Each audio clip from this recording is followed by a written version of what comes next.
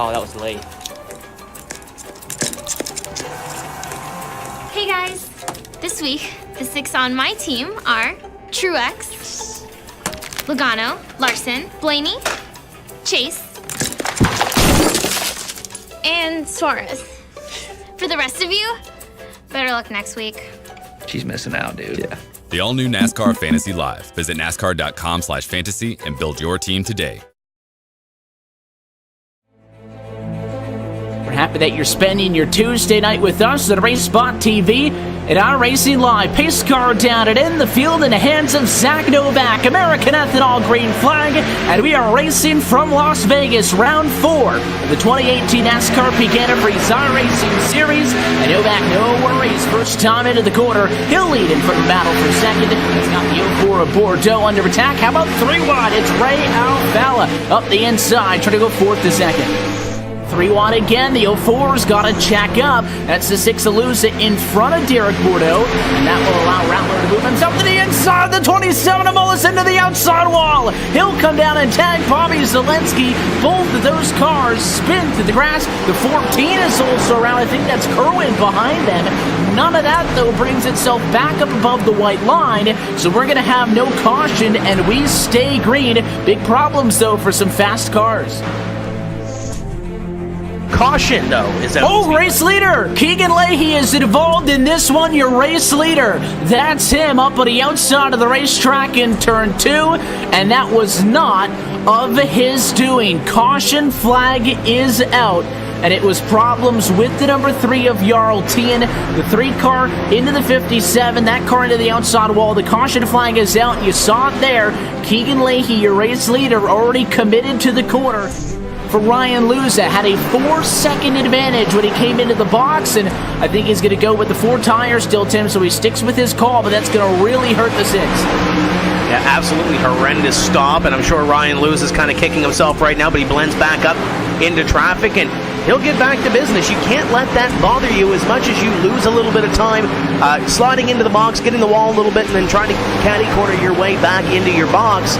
You can't let that get to you. If you're a race car driver, you got to get back into the rhythm and try to click off some very quick laps.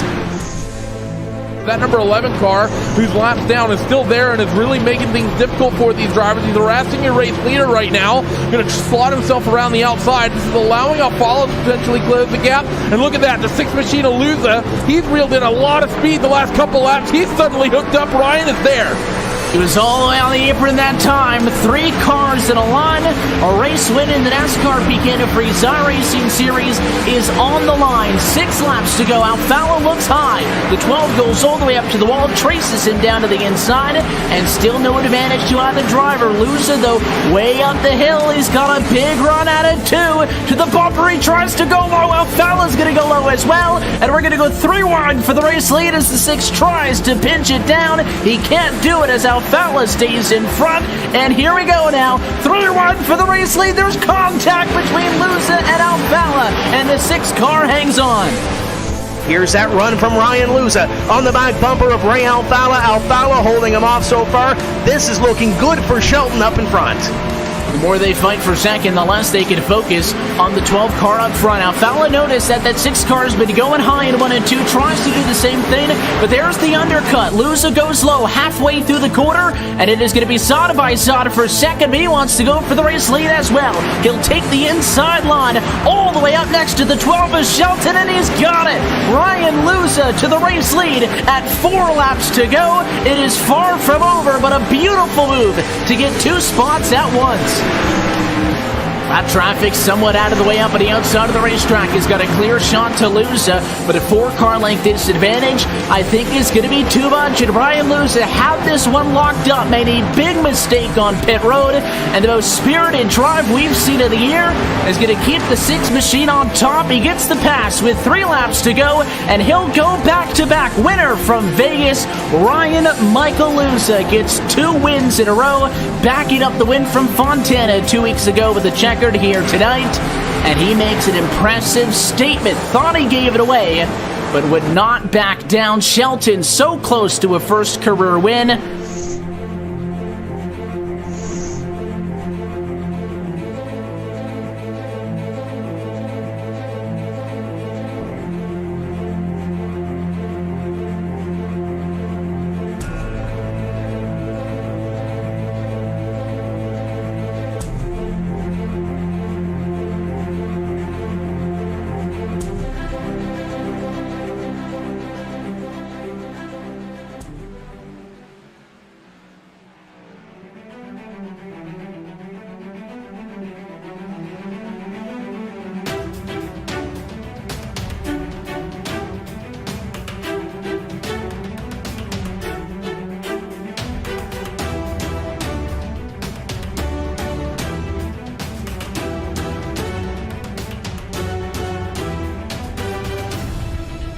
road to $10,000 rolls through the Commonwealth of Virginia, where tonight from Richmond, the best oval sim racing drivers in the world resume their journey towards a NASCAR sanctioned championship.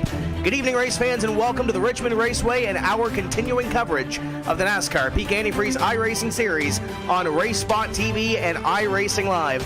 Tim Terry, Randy Chenoweth, Cisco Scaramuza here with you. Evan Pasoko is off this evening. Hugo Louis pushing all the buttons and making the magic happen this evening from Richmond Raceway. And before we go racing here this evening, we have a special guest on the line. Dennis Bickmeyer, the president of Richmond Raceway, is joining us before we throw the green flag on round number 5 this evening. Dennis, are you excited for this one tonight? We are, yes. The boys and I are getting ready to tune in. We've been watching some of the races since Daytona. It's fun for us to do this as a family. So I look forward to a great race tonight. You guys have a huge involvement with esports through Richmond Raceway. Why esports and why the iRacing platform? Well, it's interesting because of how popular it is, for one, and I think certainly a growing segment as well. And like you said, we've jumped in with both feet on this. I mean, we feel it's a great way to attach ourselves to the young people that are playing these games. I mean, as well as it's popular here in Richmond. So we kind of wanted to be on the cutting edge of it, and I think we've done that. So it's been interesting for us. I mean, we've hosted a couple of esports tournaments. Did one this past weekend at the Raceway. And again, I think it's kind of separates us from everybody else. Everyone's trying to figure this out, but we really jumped in. And it's great to have the at-track activation as well on this. But let's talk about the chaos. You talked about watching these races and having somebody to cheer for. You got 6 cars in the race here cheering for Michael Conti, Brian Schoenberg, Nick Ottinger, the rest of the guys. Is there anybody that you're looking for that could possibly walk into victory lane tonight here at Richmond? Well, I don't want to pick one of us. I just want to see all 6 of them battling it out. How's that? They've had some good races this year. It's been fun to see the interaction on social media as well. And love seeing the cars out there with the logos on it. So I think my son has a favorite. He's been following Michael Conti, so that's my youngest. So I don't want to put any pressure on him tonight, but just want to wish all those guys good luck tonight. And we're glad that you're joining us and watching it this evening. And have fun this evening, and congratulations on a great Toyota Owners 400 weekend. Yeah, we had a great weekend. Just an unbelievable atmosphere at the racetrack here. And so I want to invite everybody that haven't been out to Richmond Raceway, come out and give us a try. And, see NASCAR live when they come back in September. It's a playoff race. So everybody have a great time tonight, and looking forward to the race. Dennis Bickmeyer, the president of Richmond Raceway, joining us, and we're getting ready to go racing. Cisco, it's 200 laps. This race always provides some action and excitement. What do we expect this evening at around number 5? I think you just you hit the nail on the head right there, Tim. Action, excitement, but what makes this track particularly interesting is that it's one of the bigger short tracks that we go to. It's 0.75 miles, so it's just under a mile. It shares a little bit of similarities with something like an Iowa Speedway, but it gives these guys, well, maybe a short track, plenty of racing room to, I will say we've seen 3 wide in the past in these Cup cars. It would not surprise me if we saw a little bit of it tonight. We've seen some really good races here in the past, and especially these last couple of races, 2017. We only had 2 cautions in the race as we get ready to go racing here this evening. And we'll bring you the starting lineup for round number 5 of the NASCAR Peak Antifreeze iRacing Series from the Richmond Raceway. And on the pole, it's Ryan Luza continuing his strength, looking for win at number 3, putting in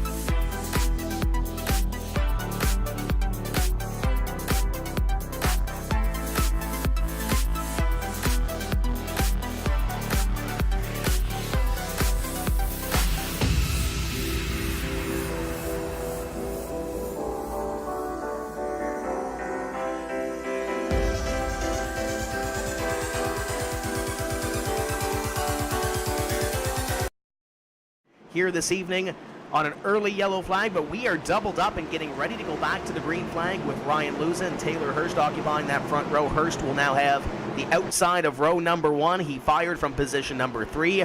On the initial start of this one, Zielinski in position number 3 now with Zach Novak, who's very strong here at Richmond and has been strong the last couple rounds here in 2018, and Matt Busa in position number 5. Pace cars off. And on the hammer is Ryan Luza. We're back underway. Watch Zielinski trying to get to the inside of Hurst. Hurst lets him have the line down into corner number 1. And it looks like Zielinski's going to try to continue to work on the inside of the 74.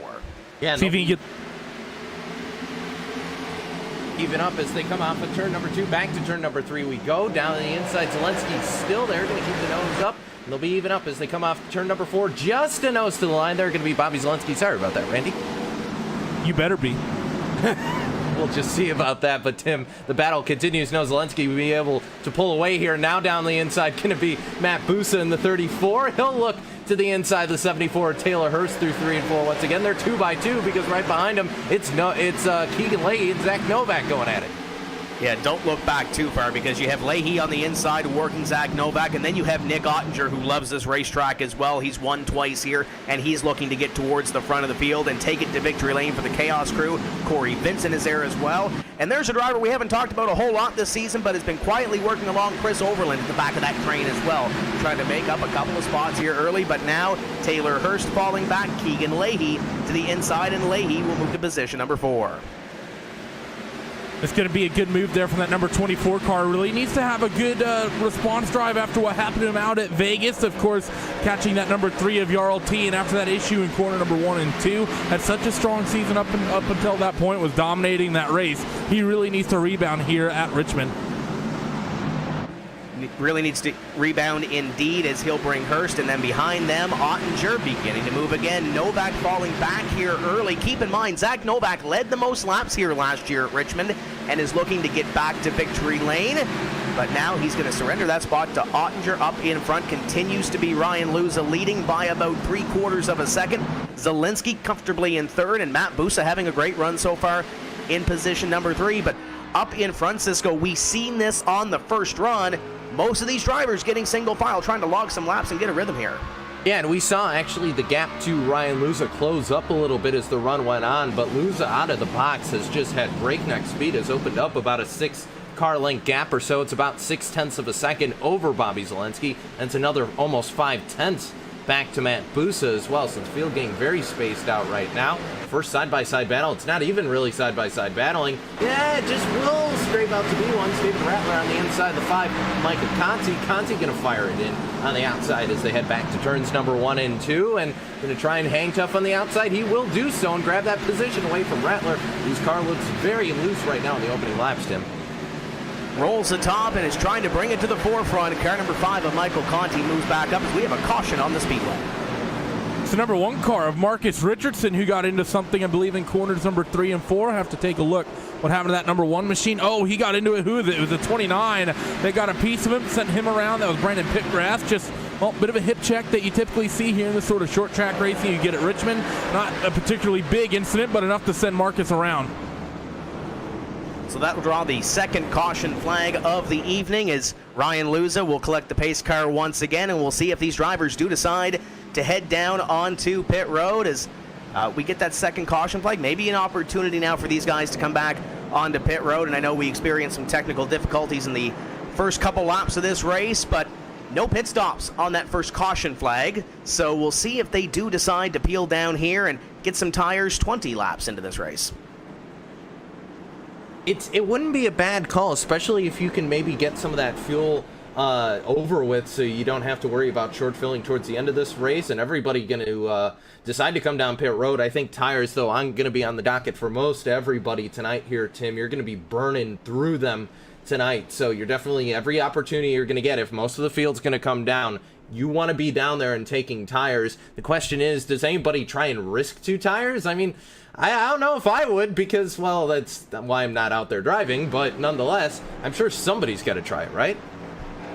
It's a perfect opportunity to do so, especially so early in this race. We are only 20 laps into this 200-lap main event, and it looks like we might have 1 or 2 that stay out, but Bobby Zielinski is going to win the race off pit road, and he's going to have a huge lead off pit road. Luz are going to come home in second, Busa, Ottinger, and the rest. So maybe some strategy on Bobby Zielinski's part to try to bring that thing a couple of positions closer to the front, but when everybody else took 4, have to see how this plays out in the first couple laps here, because Zielinski has 20 laps on those 2 tires he didn't take.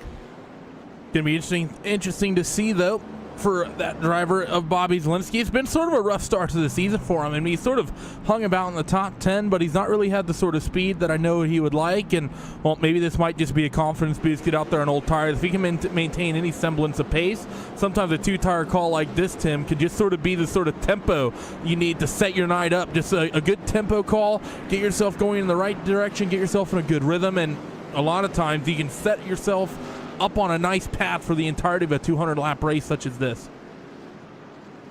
So up in front of this field, it looks like the 42 with Dylan Duval stayed out on the racetrack, and I know a couple of his teammates are missing here this evening from the team. They've been working with Aftermath Motorsports. Kenny Humpy not on the field here this evening. I know he loves this racetrack too. You got Cody Bias, who had some commitments that he had to take care of this evening, so he's not in the field, and I know Timmy Hill is not here this evening as well. So they are a couple men down on the Aftermath Motorsports and the team, but it looks like Dylan Duval is going to try to fly that flag up in front. He's staying out, and we're doubling up. Yeah, we are, and I know Dylan has been desperately trying to put in a good run for that team and has been really frustrated with his performance this season. A good sign, though, he's going to be leading come to the line here. If he can get that car hooked up and not spin the tires, not get too worried about sending it in turn 1 and 2, we could see Dylan Duval out front for a little bit here. We'll see if he can log some laps and stay out in front. He's got Bobby Zielinski on the outside, and then it's Luza, Busa, and Nick Ottinger. Your top 5 pace car is going to peel off here and field in command of the Simcraft, number 42. He's on the hammer. Green flag flies. We're back underway for the 3rd time this evening, and Duval got a great start, as did Zielinski. Side by side behind them, though, with Luza on the inside and Matt Busa trying to roll the top. Zielinski's going to be pretty happy that he was able to get down in line, hold that 2nd position, but he's going to try up over the top here, the 42 of Dylan Duval. Is he going to be able to make that stick? Seems like 2 tires are quite the call. They're going to go nearly 3 wide for your race lead as Ryan Luz is going to take a look down to the bottom. Who's going to be able to be supreme here? The 83 is Zielinski. He gets a little bit of a shot. He goes around to the top side in 1 and 2, and the yellow's going to fly. He's going to go from first to worst after that half spin. Well, that could have been a lot worse for the 83 of Bobby Zielinski. 3 wide going into the corner. Zielinski goes for a slide. Good contact with the wall, but it could have been a lot worse than it was for the 83, with the whole field coming back at him, and that will draw the caution flag one more time. There are a couple of near misses near the back of the field, but for the most part, you got that 83 car of Bobby Zielinski. He's still got a car to compete here this evening.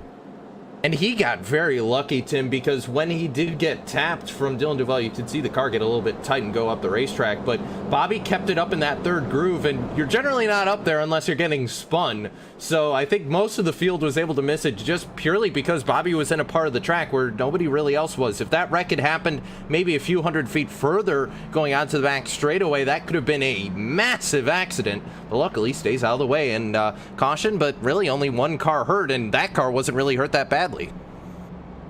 And he's going to be able to try to get some track position out of this thing. Dylan Duval now in position number 2, and he'll start on the outside of row number 1 when we do go back green. But the 1 car that I'm seeing that has snuck his way up into the top 5, how about Ray Alfala, starting in 25th and 26 laps into this thing? He's in the top 5. You know he's got a really quick race car. The Virtual Racing School number 2, that team, the Slip Angle team, is fond of this racetrack. They've had lots of success here. They won this race last year, and now with Ray in the top 5, early in the race, 175 laps to go, still a long time, but you got to look at that red rocket there in position number 5 to have something for these guys tonight. And actually, you got to talk about that red rocket. Teammates of Bobby Zielinski, Ray made the exact same call that number 83 did on that last pit stop. 2 tires. So if you're in that number 2 car, Mr. 3-time, do you start getting a little bit worried? Maybe they're running a similar setup. Maybe they have a very similar chassis situation on the underside of that number 2 Ford Fusion is what they have on the 83 car.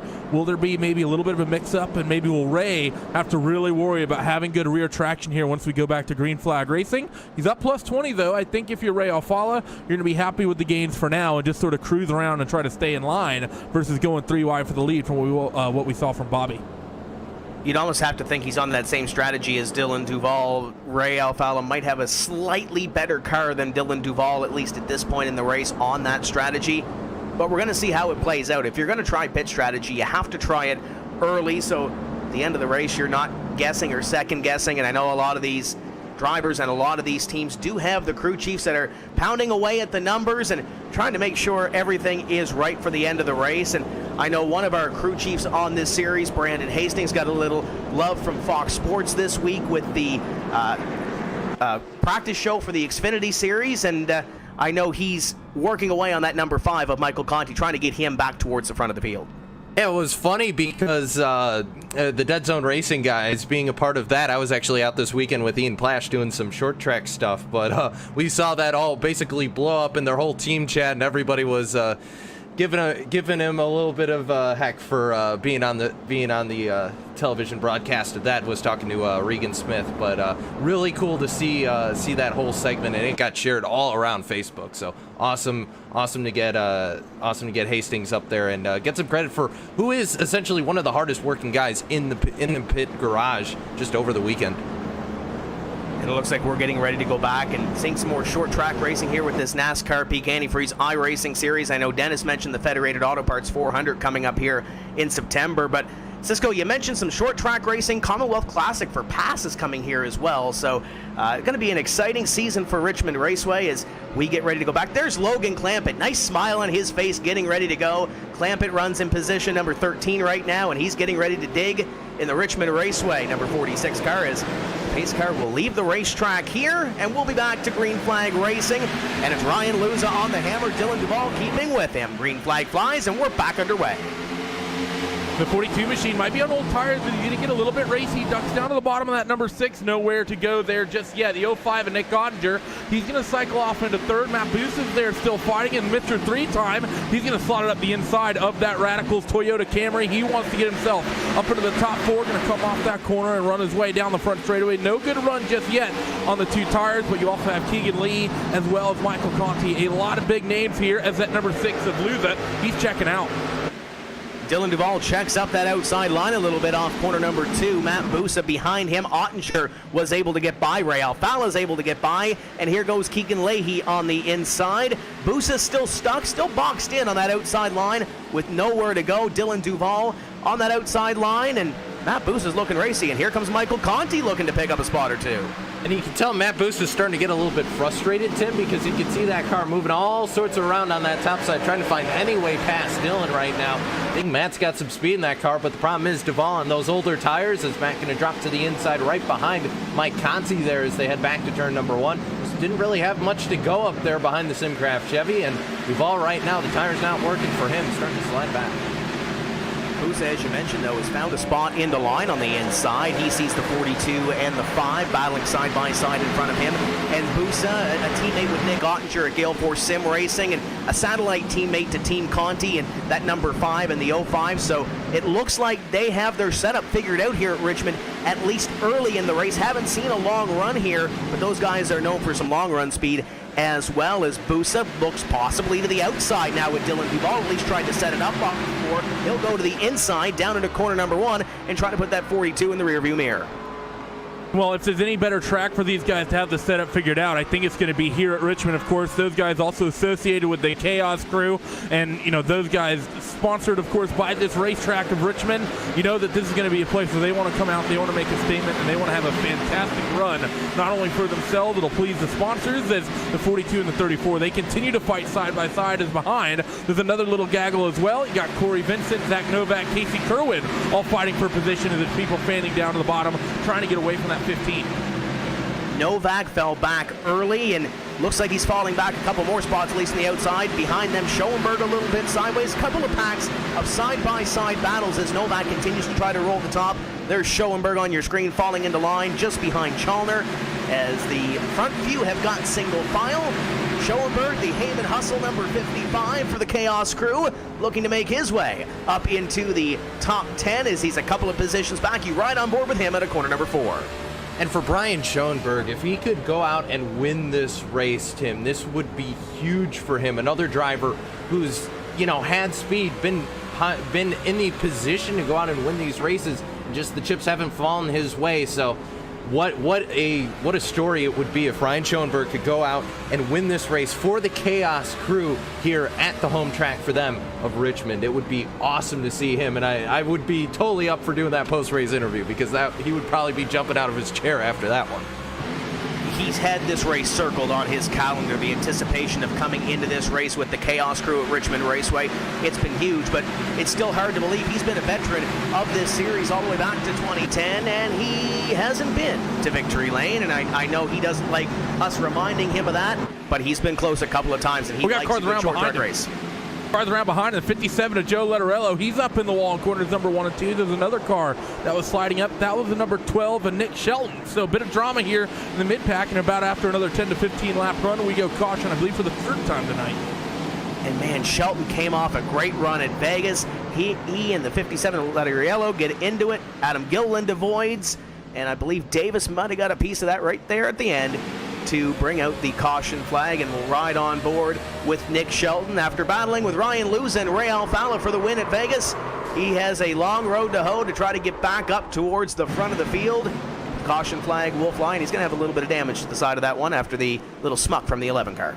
Yeah, and you see on the replay there, I think that was a case of Shelton knew he was going to be out of luck if he stayed up on that top third line. Remember, that's where Zelensky was, and nobody was up there when he got spun, so he tried to go down the inside, and the 57 of Letterello had other thoughts, and around goes Shelton. So both two drivers fighting for the same piece of real estate, and it catches the 12, and then behind him, the looks like the 11 of Colton Davis, just nowhere to go, just piles into Shelton as well. And Phil Diaz got a little piece of that as well, as most of the field is on pit road at this point, and Keegan Leahy is going to be the first one to exit pit road. Ottinger coming to the line with Mr. Luza. Looks like Luza will have that spot. Ottinger, and right behind them, Busa, Alfalla, and the rest of the field making their way off pit road. So the second round of pit stops happening here on lap number 42. For the most of the field, I saw a couple of drivers there that possibly stayed out on the racetrack, but nevertheless, working the caution flag here, as you see Zelensky behind the pace car. That's what's actually the notable sort of omission from the driver that came down pit road. Bobby Zelensky, after his little half spin, he came down, got 4 tires, so those tires aren't going to be too bad, but he's going to have a lot of people behind him on fresh rubber. How are those tires going to hold up? That's going to be the big question mark, and of course that 24 of Keegan Leahy out there on 2 tires. It's really interesting, Tim. All season long, we have not seen anyone favor track position like this. We've not seen anyone within the first 100, 150, 3/4 of a race really go for a 2-tire call. It's always been 4. People have relatively been safe, but now tonight, Richmond, 43 laps have been scored complete, and we got people not pitting. We got people taking 2-tire strategies all over the place tonight. And we've seen it play out in a couple of different ways. Obviously, last week or 2 weeks ago at Vegas, we saw that long green flag run to the end. We've also seen some races where we have a rash of caution flags near the end, so I'm sure some of these drivers, especially with seeing lots of green flag racing 2 weeks ago, and only 2 cautions in this race last year, I'm sure there's some crew chiefs and some car chiefs kind of scratching their heads, using the eraser on the notepad and going back and maybe changing some strategies here. And Bobby Zelensky, I'm sure there's a couple of teams that are taking note of what the 83 team is doing here early, but He's been up front this season. He's top 5 in points. Keegan Leahy has been strong. Obviously, Ryan Luza coming off the last 2 races. He's been to victory lane. So there's a lot of muscle up in front of this field. And oh, by the way, Ray Alfala, after using some strategy early, is back up in the top 10. He's currently running in position number 6. So there's another one to watch out for. And Dylan Duval made that strategy work as well. He scored in 9th. You talk about the crew chiefs having some difficulties with the strategy. I'm pretty sure that between Hastings, Houston Hammer, Stephanie Lessentine, some of these crew chiefs, I'm pretty sure the Google Docs is on fire right now because they're trying to break out the calculator and go, wait, why didn't he pit? Doesn't that mean when is he going to pit? And, you know, everything Abacus like is that. getting snapped everywhere. Yeah, exactly. There might be a keyboard thrown out the window before the end of this. That would not be good. And not only do you have to watch your strategy, you have to watch those other teams too to see what they're doing and maybe factor that in as well. As you mentioned, I'm sure there's a couple of things being thrown here on those pit boxes, trying to figure out the strategy because we've still got over 150 laps to go here at the Richmond Raceway. And Bobby Zielinski will lead this field to green. There goes the pace car, and there goes Zielinski. Green flag flies, and the Virtual Racing School Ford is gone up in front. Looks like Leahy on the outside will try to take position number 2, and they all fight for 3rd on back.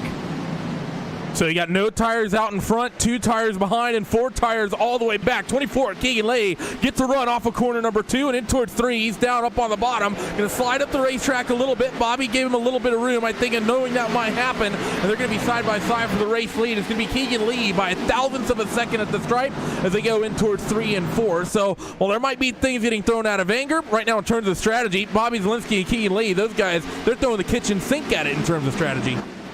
They're piling it down into the corner, and it looks like Ray Alfala in the 2 has found something. He's rolling the top. He's made the spot up on 34 of Matt Busa, trying to get to the inside by the looks of it, trying not to get stuck behind Zielinski, but the 34 of Busa continues to slide in on that inside to battle with the 2 of Alfala. Could they go 3 wide off corner number 2? Absolutely they will. Down into corner number 3, Zielinski will give up the outside line. He'll give up 2 spots, and Ray Alfala continuing to roll the top. I think Ray made a lane when there really wasn't one. He had Busa to his inside, Zielinski to his outside, and he had the great onboard shot, and Ray just said, nah, I'm just going to put my car right here, and it worked. So 3-time able to make his own lane.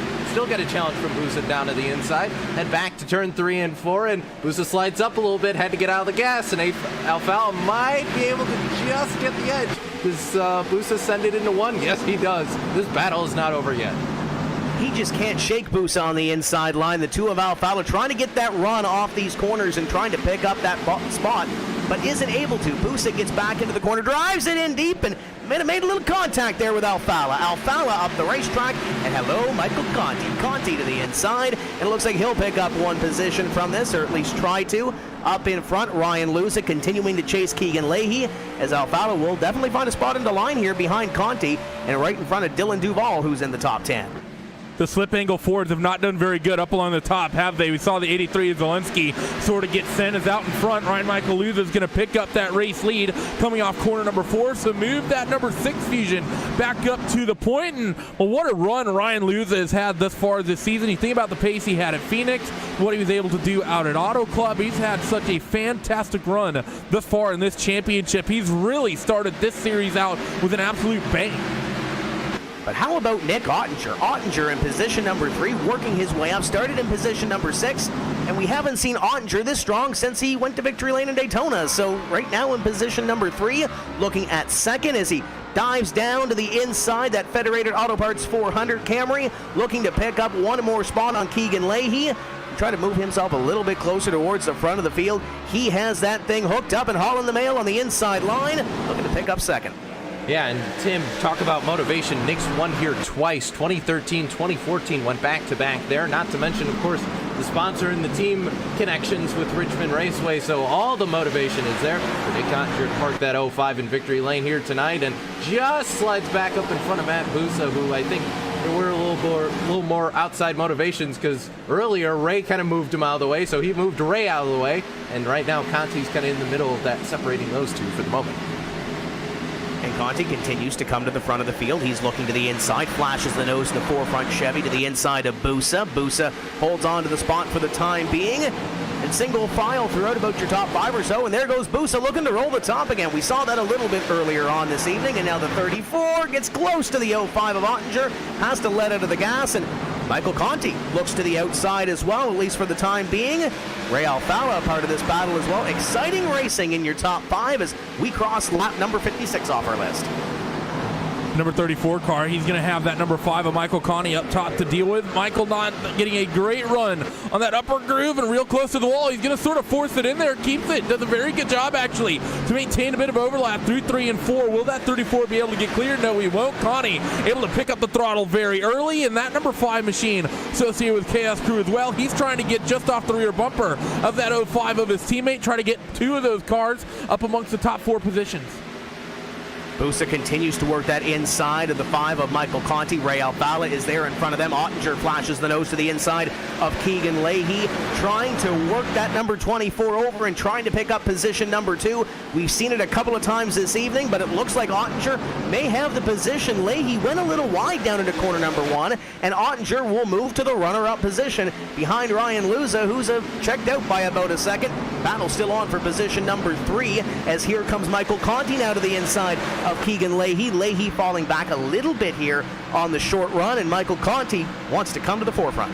I think Leahy was trying to do a little bit of a Kyle Larson crossover move to try to get to the inside of Nick Ottinger there, and it just didn't work. So Busa actually going to fall back there, gives Alfala the position. So those two on more cordial terms, at least for the moment. And side by side now, Conti down to the inside of Leahy. They'll head back to turn number 1. Conti going to send it in.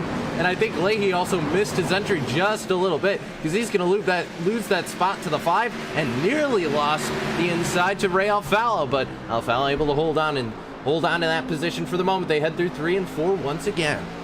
It looks like Leahy has missed the mark a little bit down into corner number 1 in these last couple of laps, but it's allowed Ottinger and Conti to go by in the 05 and the 5, and nails it down into corner number 1 this time with the 2 of Alfala and the 34 of Matt Busa playing chase. This portion of tonight's broadcast is brought to you by Peak Antifreeze and Coolant, the official antifreeze of NASCAR and the proud sponsor of the Peak Antifreeze Series, powered by iRacing. Ryan Luza continues to lead up in front, and it's about 3/4 of a second, and the caution flag will fly. See who it was this time who brought it out. I was getting ready to take a look deeper in the field. Who's that that stopped near pit? So Mullis gets into a little bit of trouble this time. Not a great situation for him. Let's see what happens to that number 27 car. Well, he got sent. Yeah, he had a little contact.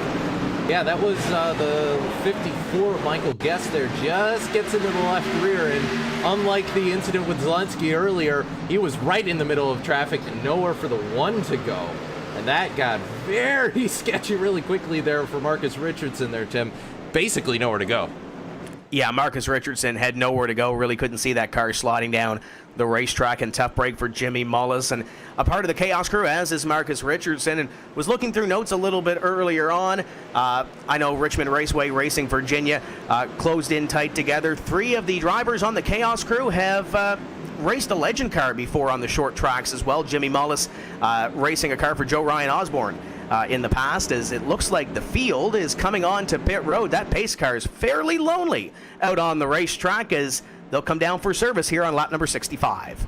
What's going to happen now in terms of strategy? We've seen teams do everything thus far. 2 right sides. We've seen no stoppers. It seems like everyone is pretty much coming down pit road this time. Shelton, actually no, Colton Davis in the 11 is going to go right past pit entry and cycle out in front. I think for the most part we should see people get 4 tires. What's that 83 of Bobby Zelensky going to do? Looks like he's going to go for the more traditional 4-tire stop as well. He's running about mid-pack after where he came out last time, but I think he wants to finally get on fresh tires. He got, I think, a bit of that track position back that he was looking for. There's a little bit of a conundrum coming off pit road. One driver, the number 8, had to swing way up the racetrack, almost got the 12 of Nick Shelton. And Adam Gilliland will slide up that racetrack and get back into line. The one driver that's going to lose a couple of spots here, guys, is Keegan Leahy. And we talked about Ryan Luza's problem 2 weeks ago at Las Vegas on a green flag pit stop. He came onto pit road and just overshot his box. Keegan Leahy pretty much did the same thing coming down onto pit road. Not as bad as Ryan Luza did under green at Vegas, but he did overshoot the box, had to back that thing up. And he went from position number 4 all the way back to about position number 8 here, as we'll get ready to go green momentarily. So looks like he's got some work to do. And speaking about work to do, Logan Clampett is in the top 10 in the Richmond Raceway number 46. We saw him a little bit earlier this season working on the wheel, and we've seen some other drivers on our in-car cameras or our onboard cameras working, and I think Logan Clampett is probably the happiest driver of all of them that we've rode on board with him this year. Well, yeah, absolutely, right? It's no comment. I'm sure he's smiling on that on board under caution, right? Yeah, I hope so. Well, that's not a smile. We can take a look. Yeah, let's take a look. That's all. Oh, that's not a smile. No, it's gone. Now it's back on again. Oh, come on, Logan, just smile for us. What are you doing, man? He's in the top 10. He started in position number 20, so he should have a little bit of a smile on his face, but I'm sure he'll have one when he pulls his Richmond Raceway car into victory lane later tonight, right? That's his goal. Hey, everyone can't be Richard Petty, who's just a constant smile, and the muscles are basically just frozen at that point. At this point in that position. So for Logan, he's still getting there. Young kid, was very, very racy last season, and he's doing a great job tonight. Up 13. We've seen a good start to the season from him. I don't think he's been quite as far up the field the way he would have liked in some of these races, but he's always been competitive, and he's been up amongst the top 10, which really in this phase of the championship, that's what you need just to get things on the right foot. Yeah, runner-up in this series last year, 3-time Class C fixed champion. He's tested a dirt-focused midget at Ventura Raceway and a senior in high school. So we talk about the young guns working their way up through the ranks in the Monster Energy NASCAR Cup Series. Logan Clampett doing the same here in the NASCAR Peak Antifreeze iRacing Series and wants to get that win here at Richmond Raceway for the Chaos Crew. But he's got a couple of Chaos Crew members in front of him. There's Nick Ottinger on the inside of row number 2, and then on the outside of the first row is Michael Conti in car number 5, but they're all chasing that 6 car. Ryan Luza is your leader in the Fast Track Sims Ford. The iRacing pace car peels off here, and here comes the field at a corner number 4, bringing them down a little bit slower this time, but now he's on the hammer. Ryan Luza will send this field down into corner number 1, and then it's the Chaos Crew side by side behind with Ottinger on the inside of Conti. Yeah, and Ottinger got a little bit loose, but the car hooked up and off at turn number 2. Ottinger just going to clear Conti, but Conti doesn't have much of a luxury there as Ray Alfala going to fire it in on the inside for the twister. And off turn number 4, you can see the 5 kind of stuck on the outside, not the preferred line, at least on the restart, because Alfala is trucking through right now, and he's up to P3 looking for more. Right behind Ottinger is Busa now going to jump to the inside of Conti. We've seen Conti wind up that outside line, but it's taken a couple laps after the restart to do so. He'll fall in to line right in front of Busa behind the first side-by-side battle. It's Logan Clampett on the outside and Dylan Duval on the inside doing a great job so far within the top 10. And don't look now, here comes Zach Novak, here comes Taylor Hurst, 2 strong drivers at Richmond looking to make their way up towards the front at the halfway point of this race. And there's Keegan Leahy after that pit stop issue. He's going to lose one more spot here by the looks of it. Here comes Corey Vincent. Bottom's going to be where you want to be here on the new tires. It's when the rubber starts to go away a little bit that you want to be able to wind up the top. But I'm really interested to see, now that we have Ottinger following Conti, they've cycled their way to the top 4, second, third, and fourth. Those 2 Chaos Crew cars and the slip angle car of Alfala, they were very good on the old rubber about 10 laps into that run. I want to see if they can really make lose a sweat over the course of this run, as they're nearly going to go 3 wide behind. That's Duval, Clampett, and Zach Novak checking into that fight, as Clampett had to go way up the racetrack, and I think he's going to drop a spot to that 15. Yeah, I'm sure Clampett's not too happy. That last run at a corner number 4, the 42 of Duval, the 46 of Logan Clampett, came close to that corner number 4 wall, and it allowed the 42 to pick up the spot for the time being. Logan Clampett is going to reset himself right in front of that 15 of Zach Novak, and side by side behind them, Keegan Leahy. You got the 74 of Taylor Hurst also going at it, as Ryan Luza continues to lead up in front about 0.4 of a second. This is the closest battle on the racetrack right now, near the front of the field. Yeah, it's a little bit of a bottleneck as Schoenberg got a little bit loose, and meanwhile their accordion is Leahy's trying to defend the outside, Hurst trying to defend the inside, and they'll be side by side in front as well, so battling all over the place. That's Novak and Clampett going at it, but they'll single file out there, and then side by side behind him as well, one of the 2 drivers we haven't really talked much about tonight, Chris Sherberg and Jake Sturgis going at it, and that's for 17th as we come out of turn number 4, and then side by side right in front of those guys, Chris Overland, the 47, 29, Brandon Pipgrass trying to recover here. That car coming off turn number 2, going to get a little bit close. They hold on to it. Chris Overland is due for a top 5 in this NASCAR Peak Antifreeze iRacing Series. He's working his way a little closer towards the front, picks up that position on Pipgrass, and here comes Brian Schoenberg, the double nickel, working the inside of the 29 of Pipgrass. As we work on lap number 77, Bergeron having a great run as well. You see him out there in that gray 02 car. trying to pick up a couple of spots is looking back from Overland. You saw Schoenberg getting a little bit closer in the rear view mirror as Sturgis still battling with Shearburn. Lots of great battles here mid-pack. Yeah, I'm really watching this O2 machine of Bergeron right now. Some of the other qualifiers with some of the various other world championships have come to a close. Notable one, of course, the World of Outlaws sprint cars and the late models. The O2 of Alex Bergeron is probably the best dirt racer on the sim right now, and I'm not surprised to see him making moves like this on the 29 of Brandon Pipgrass. Really shoved the nose down there into 3 and 4. Will he be able to make this stick? He's going to get down there back into 1 and 2. Should be able to just about get clear. No, the 29 of Pipgrass is going to do a good job. But with all the sprint car running we've seen from Bergeron lately, also some super lates and modifieds as well, not surprised to see that O2 running strong here at Richmond. And continuing to work that inside on Pipgrass. Pipgrass on the outside holding his own. That's the battle for position number 15 as we continue to work around this Richmond Raceway. Christian Chalner making his way towards the front on the inside as well. And now Jake Sturgis has joined this battle in a car number 41, multi-time winner here on the NASCAR Peak Antifreeze iRacing Series. Continues to be Luza up in front, but this battle is quite entertaining as they come out of 4. Pipgrass has it, but hello Sturgis, the 41 car, looks behind the 29. And meanwhile, battling way up in front of those guys, it's basically a 4-car pack, or it was, and then they go single file as soon as I mention it. But it's a 4-car pack nonetheless. Novak, 24 of Leahy, the 46 of Clampin, the 42 of Duvall. We're all going at it there for a little bit. They're going to all go single file, so never mind on that one. As they get single file once again, that battle continues to rage on behind. There's Jake Sturgis. You rode on board with the 41 of Sturgis a couple laps ago and really got that run into the corner, but really no place to put it. You can't go into the back of the 29 car. You got to go around him and you can't go through him. It's got to be frustrating being boxed in a little bit there and really can't make that move. Well, you say you can't go through them at a racetrack like Richmond. That rule might just change here once we get closer to lap number 183 as opposed to 83. He's going to try to wind it up around the outside of Alex Bergeron as the rubber's going away. The top groove is really coming in, and he's going to be able to pick that spot up. It's well done there by Sturgis moving forward. We're actually going to get a caution on the racetrack. Maybe a secondary incident as well. The 27th in the wall of 1 and 2. That's Jimmy Mullis. I think Colton Davis was a part of that as well. And you saw the 16 of Nolan Scott on your screen as well, too. So the yellow flag will fly once again just shy of the halfway point. And we'll see what happened here to bring out this caution flag. And it could be multiple incidents. Nolan Scott, Colton Davis. Davis just got a glancing blow of that one. Adam Gilliland and Nolan Scott running side by side. And looks like Adam got the run into the corner. And a little contact there on the straightaway. Adam back down to the 16 of Scott and back out to the racetrack. Nowhere to go. And Davis and the 27 car get a little piece of that as well. It's been a tough night if you're Colton Davis.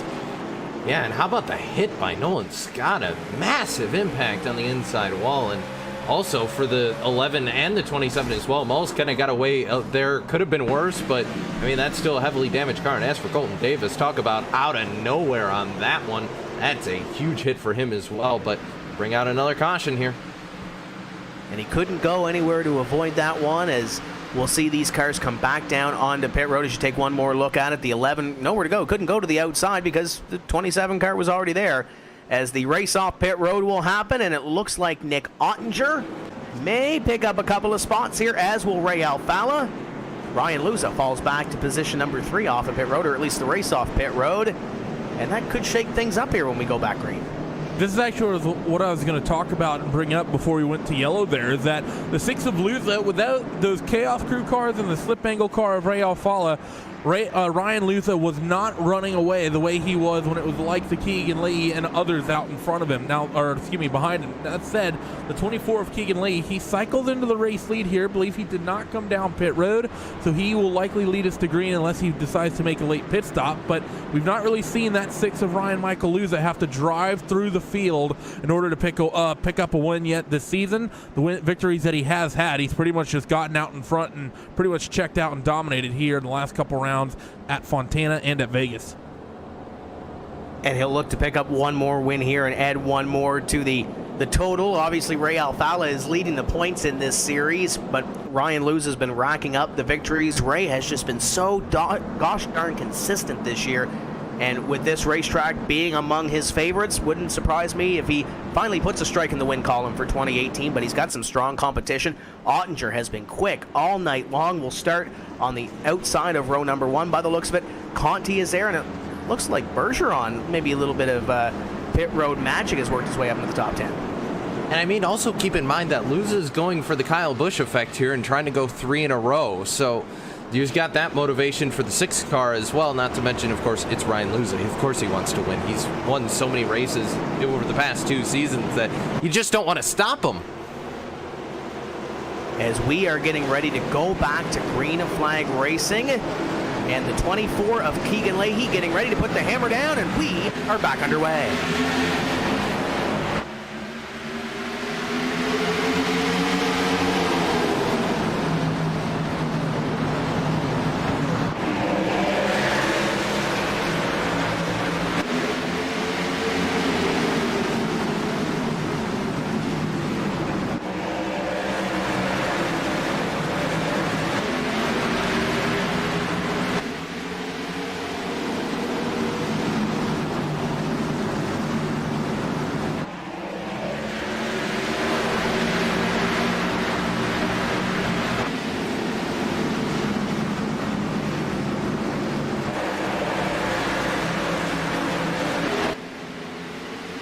Love those engine sounds around this Richmond Raceway, and it's been an exciting 2 laps after the restart.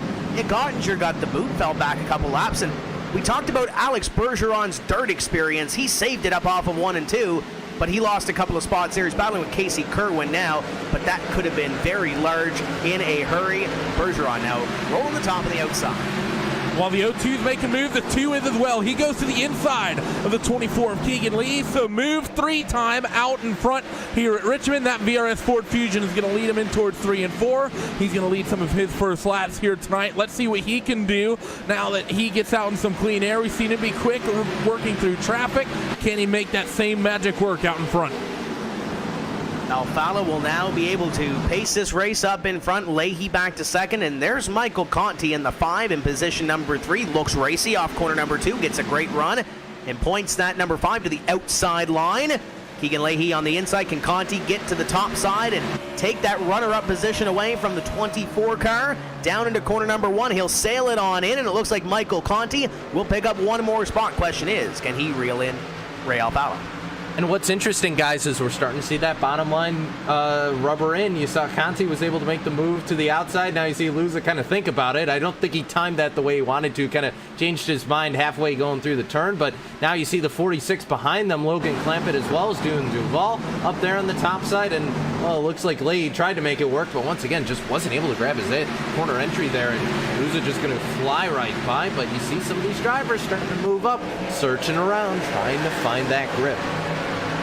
Ottinger continues to work the inside, trying to pick up a couple spots that he lost off the restart. He's battling with fellow Chaos crewmate Logan Clampett. Clampett on the outside, and it looks like Ottinger will be boxed in by Dylan Duval. Duval moves to the outside, and keep in mind that the 42 with Duval, the 05 of Ottinger, they've had a history so far this season. Actually dating back to last season as well, so it's a short track. We've seen the chrome horn used a couple of times. We'll see if everything stays cordial between those two as they battle with Logan Clampett for the spot.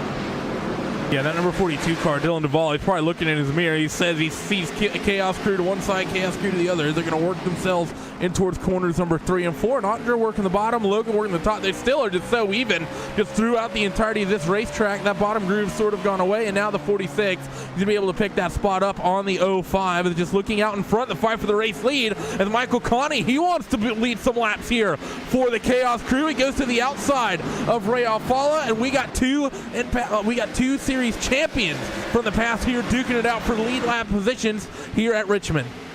A colossal confrontation up in front of the field with the 5 of Conti to the outside of the 2 of Alfala.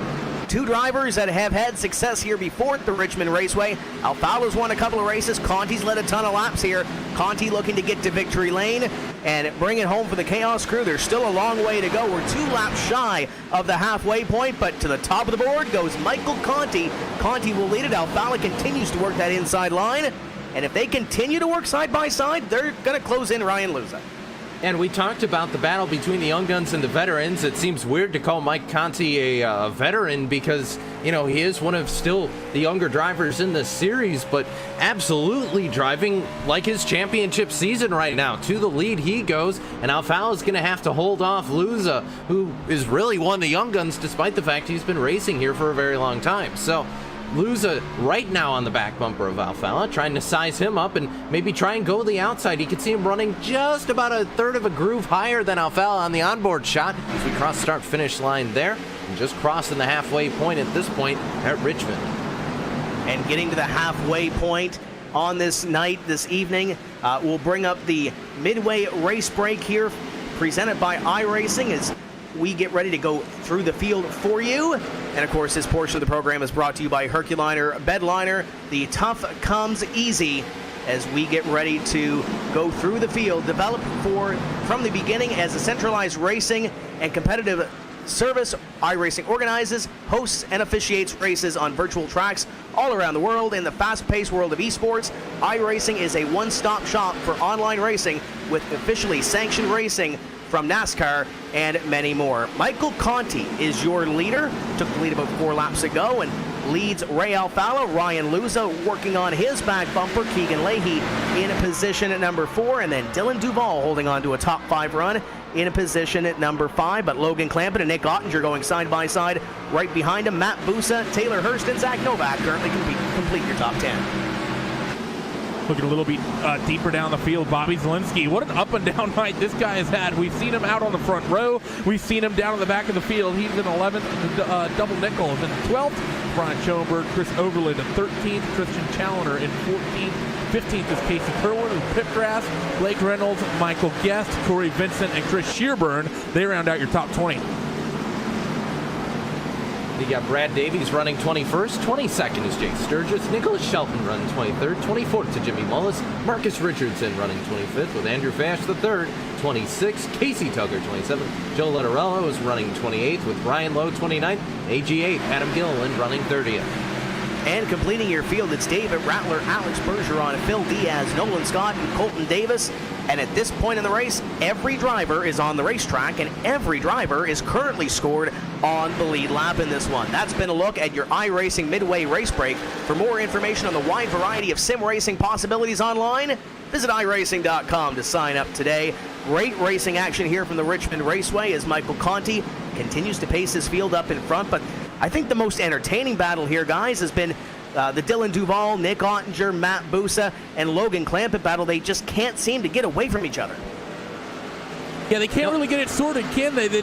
Every time someone picks a lane, someone else goes somewhere else and inserts themselves. We've seen drivers go to the bottom, other drivers go to the top. We just saw that 46 of Clampett. He slid up the racetrack as the 05 of Ottinger was able to get the drive down on the bottom of the 42. But I think Cisco's right. We talked about it a little bit earlier. That bottom groove is really kind of over-rubbered in, and that I think sort of second lane is where you want to be right now. You see a lot of cars, even running by themselves, are running up a groove from where they would have been early on in this. I think give it another 50 laps, let that second groove run in, and I think that bottom's going to come back. And these guys showing a lot of patience, especially a guy like Nick Ottinger on the inside. He's been fighting the inside of Clampett for the last 5 laps or so. He's been battling with Duval, his teammate right behind him, and Busa up the racetrack a little bit of a wide entry into 3, and it's going to shove Logan Clampett up the hill. Busa right behind him, almost a little bit of contact there. Ottinger slides up in front of the 46 of Logan Clampett. The two Chaos Crew teammates, per se, is looks like Ottinger going to go to the inside of the 24 of Keegan Leahy. As I said, patience. It looks like some of it may have just went out the window. And as Lou Oleski put in chat, I think that sums it up perfectly. He loves watching the racing on this track, but can't stand racing on it because it's so hard to pass, especially with that bottom groove as rubbered up as it is. And Ottinger trying to go for more, trying to clear Leahy as they come out of turn number 2. Not quite, though. Still got the quarter panel right there, and Leahy hanging tough on that outside. Dylan Duval is loving this. He's pulling away a little bit. Busa looked at 3 wide in the middle between Leahy and Clampett. He'll go to the inside and make it 3 wide. Why not? Down into corner number 1. The 24 of Leahy pulls his foot out of it a little bit to get it back to 2 wide. Ottinger is going to go to work on Dylan Duval. Watch that little battle as they run down the back straightaway. Some exciting racing going on here at the midway point of this Richmond Raceway 200 as we continue to work down the front straightaway. Duval going to have that position, and don't look now. T-Dog, Taylor Hurst, and you got Zach Novak a part of the battle as well. Yeah, with them being side by side for as long as they have, I think they've likely worked the tires pretty hard, and that's bringing some other guys into this fight. We've seen Keegan Leahy check into this, and of course Zach Novak. Also have the 83 of Bobby Zielinski not far back as well. So some more names getting into this in what was a 2 to 3 car pack for, let's be real, last 15 to 20 laps. quickly turning into a 6 to 7 car train here that's 2 by 2 by 2. And what fantastic racing this Richmond circuit is putting on tonight. This is, I think, probably been the most exciting race overall this season for all the battles it's generated up and down the field. The way that bottom groove has come in has really facilitated some good racing as Ottinger and Duvall continue to fight. And meanwhile, out in front, Michael Conti, he's doing his best Luza impression. He's checked out by a second.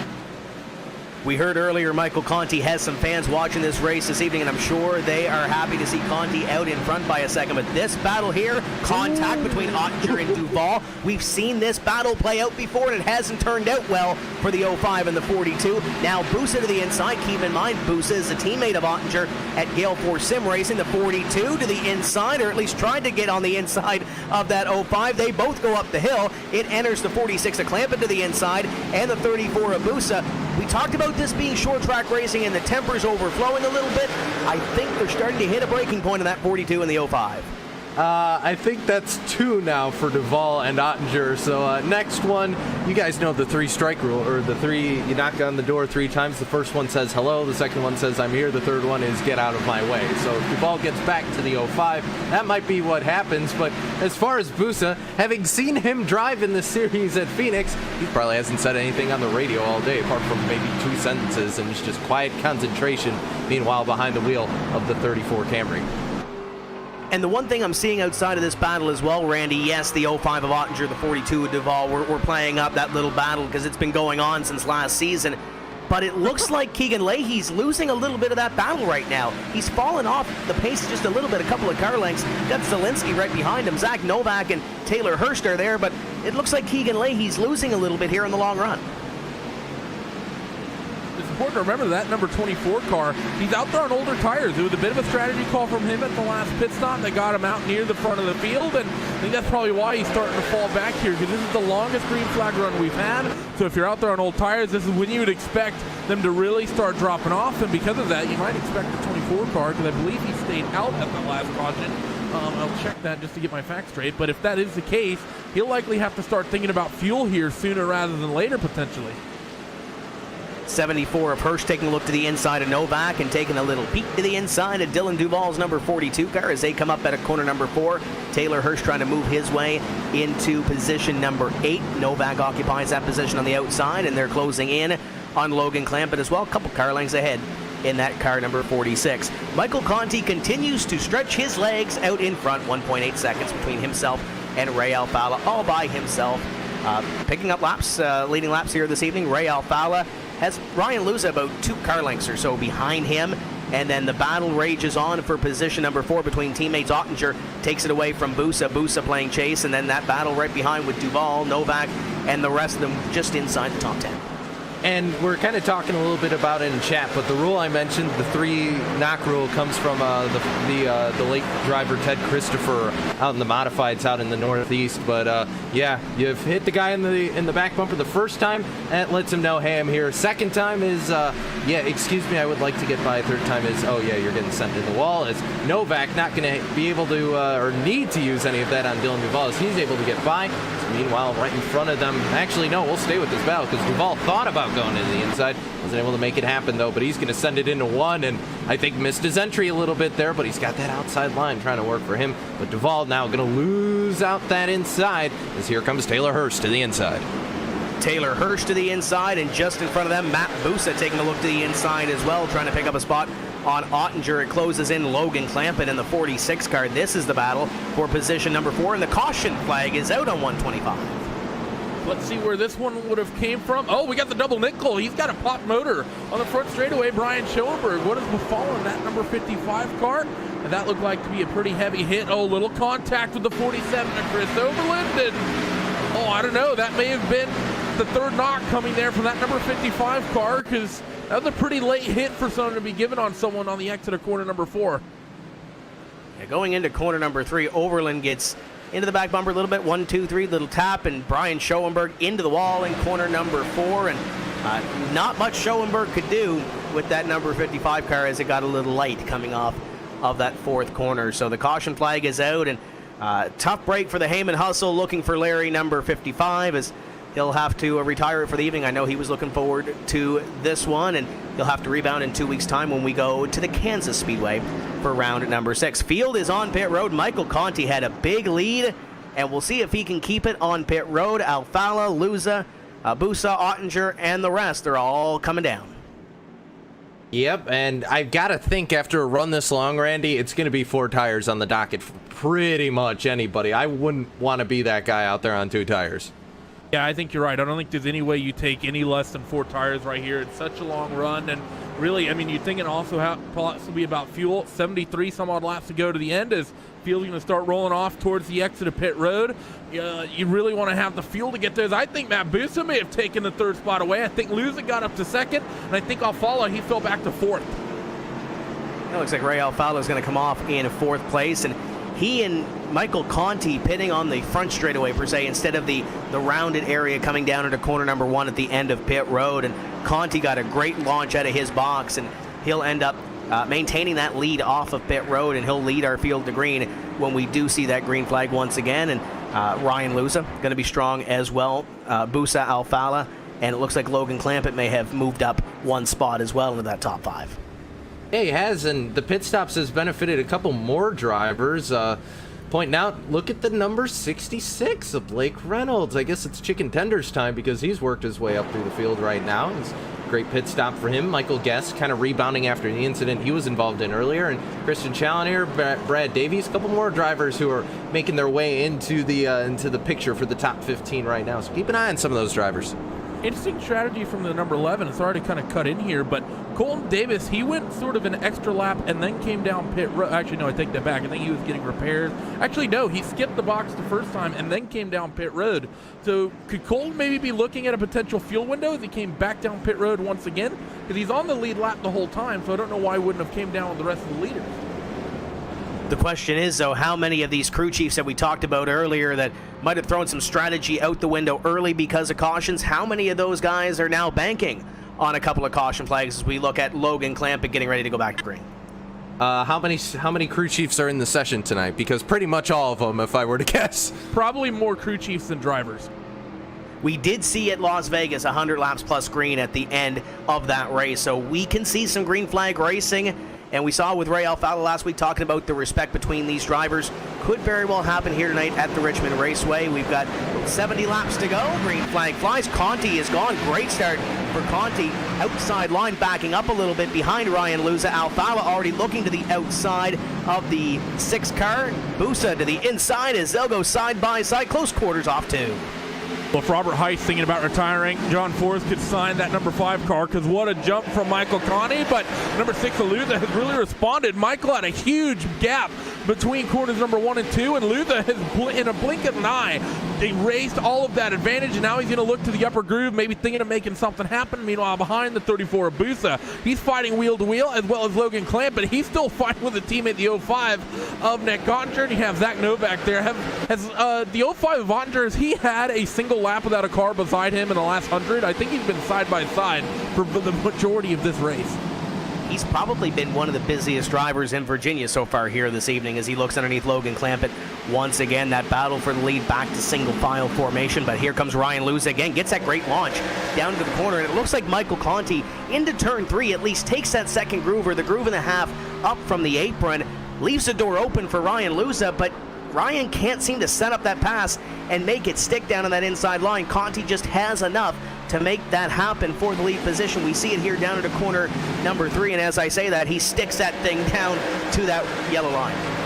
And look at the run Alfala got. It was almost like he had about 50 more horsepower than Luza did coming off the corner. But we talked about that line being rubbered up. Is Luza going to get all kinds out of shape coming out of turn number 2? What on earth happened there? I don't know if those tires are like deflated or something, but Luza's car all of a sudden looks very unhappy. And Busa had to take evasive action as well to let that 6 car back into line after that slide, and now the 34 will go to work. He'll go to the inside of the Fast Track Sims Ford, and they'll dance off corner number 2 down the back straightaway. Luza has that spot again for the time being. We got a pop motor in the back. I don't know who that is. That may have been the 83 Zielinski. It looked like an orange car. 54, guessed. That's a tough break for Michael Guest. Had a couple of good runs here so far and a lot of damage to the front end of that race car, and that will draw the caution flag. Michael Guest had a top 5 run here a couple of weeks ago and was looking pretty good, but a little bit of damage to the back. Letteriello is around on the back as well on that replay. See what happened here. It's already blown up at this point. A little bit of contact back there, the 57 going around, but the 54, Michael Guest, tough break for him. Yeah, definitely. I think, Randy, that was the 57 going around is what brought that out, but it looks like Guest had damage prior that caused that motor to expire. I thought maybe he downshifted the car on accident or something, but it just looks like the damage was just too much.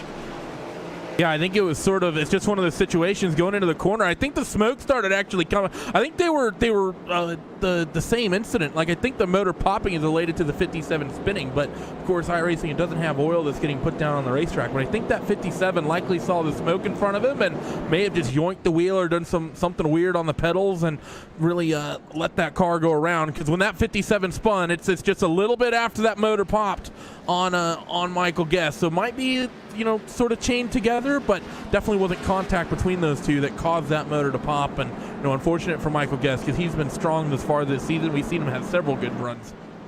Randy, did you pick up the abacus that you dropped earlier in the race?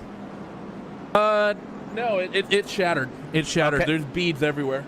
Okay, because Ray Alfal and Michael Conti further complicated this. They were down on pit road on this caution flag, so they will start probably about mid-pack or so, because there's not a whole lot of cars that really join them down on pit road. Keegan Leahy is back there as well, but you got Ryan Luza, Matt Busa, Zach Novak, Nick Ottinger, and Logan Clampett as your top 5 staying out on the racetrack. So now we have 2 differing strategies. Is this related to fuel at all? It's the only thing I can think of. They didn't do enough running, I think, to make it worth it on the tires to give up this much track position. You got to think, we've seen this slip angle guys all night. They've been favoring track position to the point where they're taking 2 tires, they're staying out.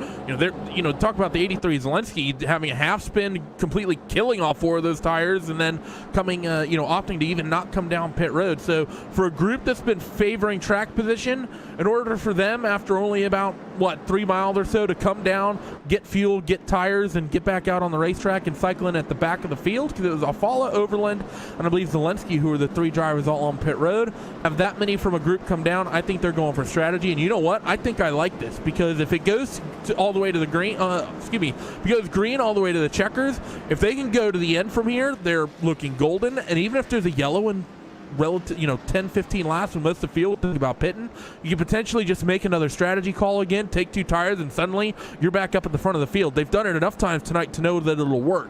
So I think this gives some flexibility to slip angle, and a little surprised that none of the other teams are going to respond. And at this point, because they haven't responded, hands are a little bit forced. And looking down here at the list, we talked about on our midway race break that every driver was on the racetrack and every driver on the lead lap. We are almost to the final quarter of this race, and we only have 2 drivers that are sitting down there on pit road. It's Michael Guest and Colton Davis. Everybody else, the other 33 drivers, are on the racetrack and are on the lead lap right now. So when you talk about a short track, not a whole lot of attrition piling up here with closing in on 60 laps to go. No, there isn't, Tim, but I think someone did forget to tell Randy he's not allowed to use graphing calculators or Inspire calculators here on the broadcast. I'm not highly educated enough to use calculators at all. I count with my toes. 1, 2, I guess whatever works, right? So we get as long as you can do fuel mileage, you're good, right? Yeah, exactly. Carry the 1 over, and we're good to go as we get ready to go back to green flag racing. There's Luza, and he is gone on this restart. Busa now in position number 2 and under fire from Zach Novak. Where did Dylan Duval come from? To the inside, little contact, and they're going to slide up the racetrack. Are they going to save this thing? Oh, wow, what a save by Logan Clampett. Somebody signed those guys up for Formula Drift, because that was well wheeled by that number 46 of Logan Clampett. I wish we would have had the face cam up for that, because I doubt there would have been a smile on that individual's face right there. They're going to still run here through the field. The 46, I think with the tires getting that hot, he's fallen back just a little bit, but it was very well held by that number 46 car. Well, meanwhile, out in front, one driver who's suddenly gotten really racy, that number 34 with a radical scheme, Matt Busa. He's harassing Ryan Luza for this race race lead. Busa wants to get his way back to the top step on the podium here in NASCAR Peak Antifreeze iRacing Series competition. Loses way up the racetrack. Busa's going to have a run. Will Busa be able to pick it up? Move that 34 to the race lead. Matt Busa, what a move on Ryan Luza. He'll come up at a corner number 4. He'll lead lap 143. And now Luza on his back bumper. Little ways back to Novak, Dylan Duval, and Taylor Hurst is now in the top 5. And don't look now, Blake Reynolds and Casey Kerwin battling amongst themselves. We have a caution on the speedway. Looking back to see what the issue is, I see the 8 car was slow on the apron. Might have been some issues there. Take a second look at the replay. Yeah, it looks like, no, it was a little bit in front. Problems with Andrew Fash and David Rattler are going to get a little bit of contact there going into the turn, and just kind of ran out of racing room once again. Take a look at it. Oh, no, never mind. I was wrong. It looks like Adam Gilliland goes around late in this one as well, but Rattler, Sturgis, Fayash, and I think at the very end of this one, you're going to see, is that Bergeron maybe getting into the back of Gilliland? No harm, no foul, I don't think, for most of those guys. A little bit of a heavy contact there, a little bit of front-end damage to Sturgis's car as he'll have to come down and probably get that thing massaged as we continue to work under this caution flag. And it looks like Matt Busa is going to stay out on this racetrack and lead, and we'll see if he can continue to hold on and possibly win this thing at the Richmond Raceway. We're going to step away for just a few moments' time. We talked about the young talent a little bit earlier working their way up through the ranks, and of course we've seen it in the Monster Energy NASCAR Cup Series ranks as well.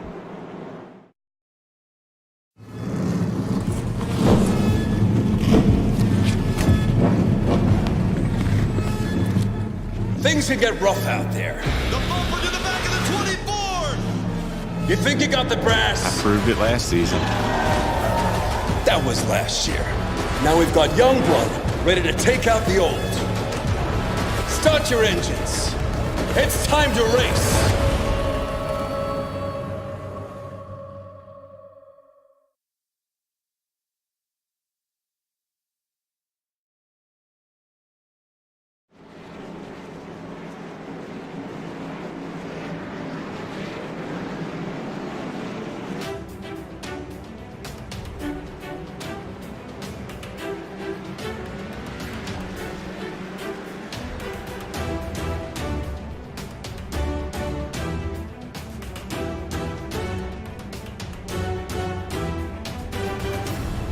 .53 laps remaining here at the Richmond Raceway, and Matt Busa trying to etch his name into the record books as a winner here at this famed short track.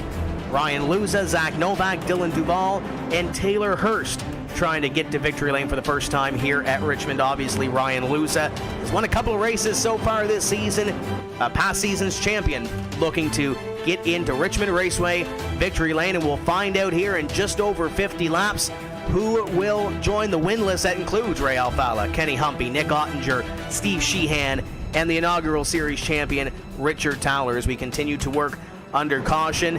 And Randy and Cisco along with me. Let's talk about this race so far. These last 53 laps I think are going to be intense. It's going to be crazy, and I mean it's just been a strategy race all the way. It's been one of the most interesting peak races I've ever watched in terms of the strategy. People taking 2 tires, people not staying out, and it's already, and we saw it at the last yellow with the slip angle cars coming down pit road, and it just happened again. A number of drivers pit late on the caution period. I saw the 05 Avantinger. I think there was about 10 cars that came down pit road on the second time available going past it. So a lot of interesting strategy coming through here as we're getting ready to restart this thing. So we'll get ready to get these guys side by side and back to racing. And the one thing that we saw in that last restart, Cisco, we saw Dylan Duval go for broke down into corner number 1. He starts on the outside of row number 2. Is it the time that we start to see the sense of urgency from some of these guys?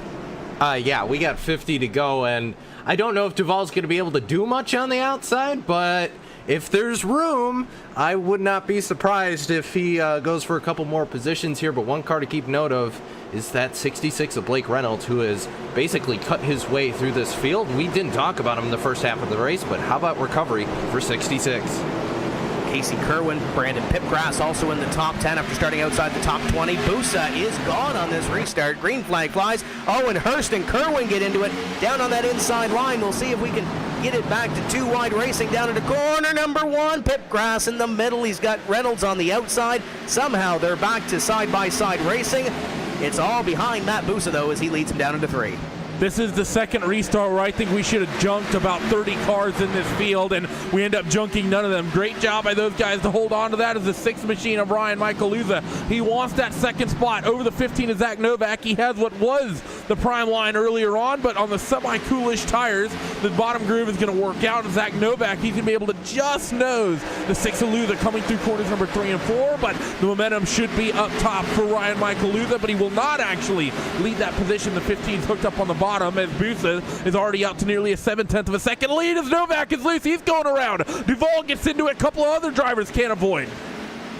And they are pointed the wrong way in the back straightaway, and that will draw the caution flag. And man, oh man, those two had such a good run going. And now they will, if they can salvage anything, we'll have to start from the rear of the running order. And Novak tried to hack save it a little bit there down into corner number 2, and it just went around. He was battling Ryan Luza on that inside line, and the thing just got away from him. The rear end just stepped out, and nothing Dylan Duvall could do. Dylan Duvall was focused on Taylor Hurst on the outside, and you see it right here, just gets away from him. He loses control of that race car, and Dylan Duvall nowhere to go but into the side of the 15, then backs it up a little bit, and Zach Novak's going to get a little rear end damage, as is Dylan Duvall. So they have some work to do now in the final 50 laps. And Dylan Duvall had a front windshield full of Zach Novak, a rear view mirror full of Casey Kerwin, and a side view window, or a side window of Taylor Hurst. So when we say there was nowhere for Dylan to go, there was literally nowhere for Dylan to go, because if he had turned left, it would have been the wall, and any other way, it would have been other cars. So good. I guess the best news for Duvall, no smoke coming out of the engine. That's probably the best thing to come out of that. We've seen him wheel that thing all night long, so if anybody's going to try to get back to the front of the field, you best believe it's Dylan Duvall. We are getting close to the end of this race. We want to remind you that this portion of the program is brought to you by Blue Def, diesel exhaust fluid, the #1 selling DEF in America, and it's getting to go time. Matt Busa has been lights out on these last 2 restarts. And it seems like Ryan Luza, it takes a couple laps for that 6 car to really come in, but we haven't seen the long run that we saw at around the halfway point in this race. So I think if Ryan Luza is going to get back up here, unless he can wheel it around on the outside on this restart, he might need a couple laps to get that thing wound up. Definitely might be the situation, and just keeping track of the slip angle cars, the group that we don't think is going to come down pit road unless we get something crazy happening at the end of the race. The number 83 car of Bobby Zelensky, he got a piece of that incident. So for the group that favor track position as much as they did early on, I think maybe giving some of it up just a bit. One of them, Chris Overland, is also running back down in the 18th spot, but 3-time Rayon Falla and the 83 of Bobby Zelensky, they'll be restarting on the same row here, row number 5, so both of them are in the top 10. Question has to be, how slow is that 83 car going to be with that damage? And of course, thinking about fuel, which is why we think they came down when they did. Are these cautions helping them, or are these cautions hurting them? And right around the middle of the pack, you've got some very interesting names. We mentioned Ray Alfalo there in position number 9, but how about Michael Conti just outside the top 10 in position number 11? Nick Shelton, he was involved, I believe, in the first caution flag of the evening, had that top 5 run going at Vegas. He's just outside the top 10 in position number 12. There's Keegan Leahy just behind him as well in position number 13. And there's Chris Shearburn also in the top 15 in car number 36, and picked up a new marketing partner on the side of that race car this week as well. After that top 5 run, that surprising top 5 run, as he put it, didn't expect to be in the top 5 at the end of that race in Vegas, but picked up SMS on the side of that race car. So we'll see if he can take these guys and put them towards the front of the field as we get ready to go back to racing. Field is getting ready to get side by side. Yep, going to get side by side, 1 to go to come this time here. And like you said, Tim, Matt Busa has been lights out on these restarts. And having watched, I mentioned a little bit earlier, but Phoenix, I was actually over at Busa's to watch him race in this series. And it's uncanny just how quiet he is on the radio, and it's a very calm atmosphere, a very focused atmosphere, but very calm nonetheless. And Matt Busa isn't the driver who gets on the radio and starts shouting and cursing at all the other drivers. He just runs his own race and is just confident in his moves, and definitely showing it here tonight. getting ready to go back to green to complete lap number 157. If you're looking for the top Chaos Crew driver, it's currently Logan Clampett sitting back in position number 7 as he'll try to wheel that thing a little bit closer towards the front of the field in the late stages, and there goes the 34 car. Green flag is out, and we are back underway. The 6 of Luza, the 66 of Blake Reynolds on that outside got going as the inside line got stacked up a little bit. We're 3 wide down into corner number 1. Zielinski on the outside, Vincent in the middle, and there's Logan Clampett in the 46 car. 83 car caught the wall, so he's been 3 wide through 1 and 2 twice tonight, and he goes for a 3rd time in 3 and 4, and he's going to get sent up the racetrack. The 83, Bobby Zielinski, struggling to get momentum this season, and it's not going to be the night tonight that he really gets his season started. He goes from running the top 10 to coming across the timing beam in 30th. Meanwhile, in the mid-pack, things are still crazy. Your leaders are able to get through clean, and they're all single file, but the mid-pack, I'm not sure what happened, if there was a bit of an accordion effect or what, but those guys out front, they're already strung out, and the mid-pack is absolutely insane right now. 3 wide again, the 05 of Ottinger in this one. There goes Overland. Overland to the inside, going to make it 3 wide on the 27 of Mullis and the 36 of Shearburn on the outside, trying to pick up a couple of positions on that outside line, but here comes Overland back to the inside, trying to make it happen. 3 wide in front of them. Vincent on the inside. Did he possibly get a penalty? He's down onto pit road. Meanwhile, they continue to go 2 and 3 wide. Richardson just about got spun in front of the field, and there goes Overland down to the bottom side as Logan gets sent up into the 0-2 of Bergeron. Bergeron goes around, caution flies again. Yellow flag is out one more time, and you have to believe after these 2 and 3 wide moves, something had to give. You saw Bergeron on your screen. There's a 3 wide move. There's Ryan Lowe, and up into the 0-2 of Bergeron. Lazy little spin, not a whole lot of damage to that thing, maybe beside the 7 car as you go into the corner. Casey Kerwin set it up on the inside of Lowe, and little contact there up the racetrack. Bergeron, innocent bystander, know where he could go. Casey Tucker gets by in the 28. We'll be back under caution.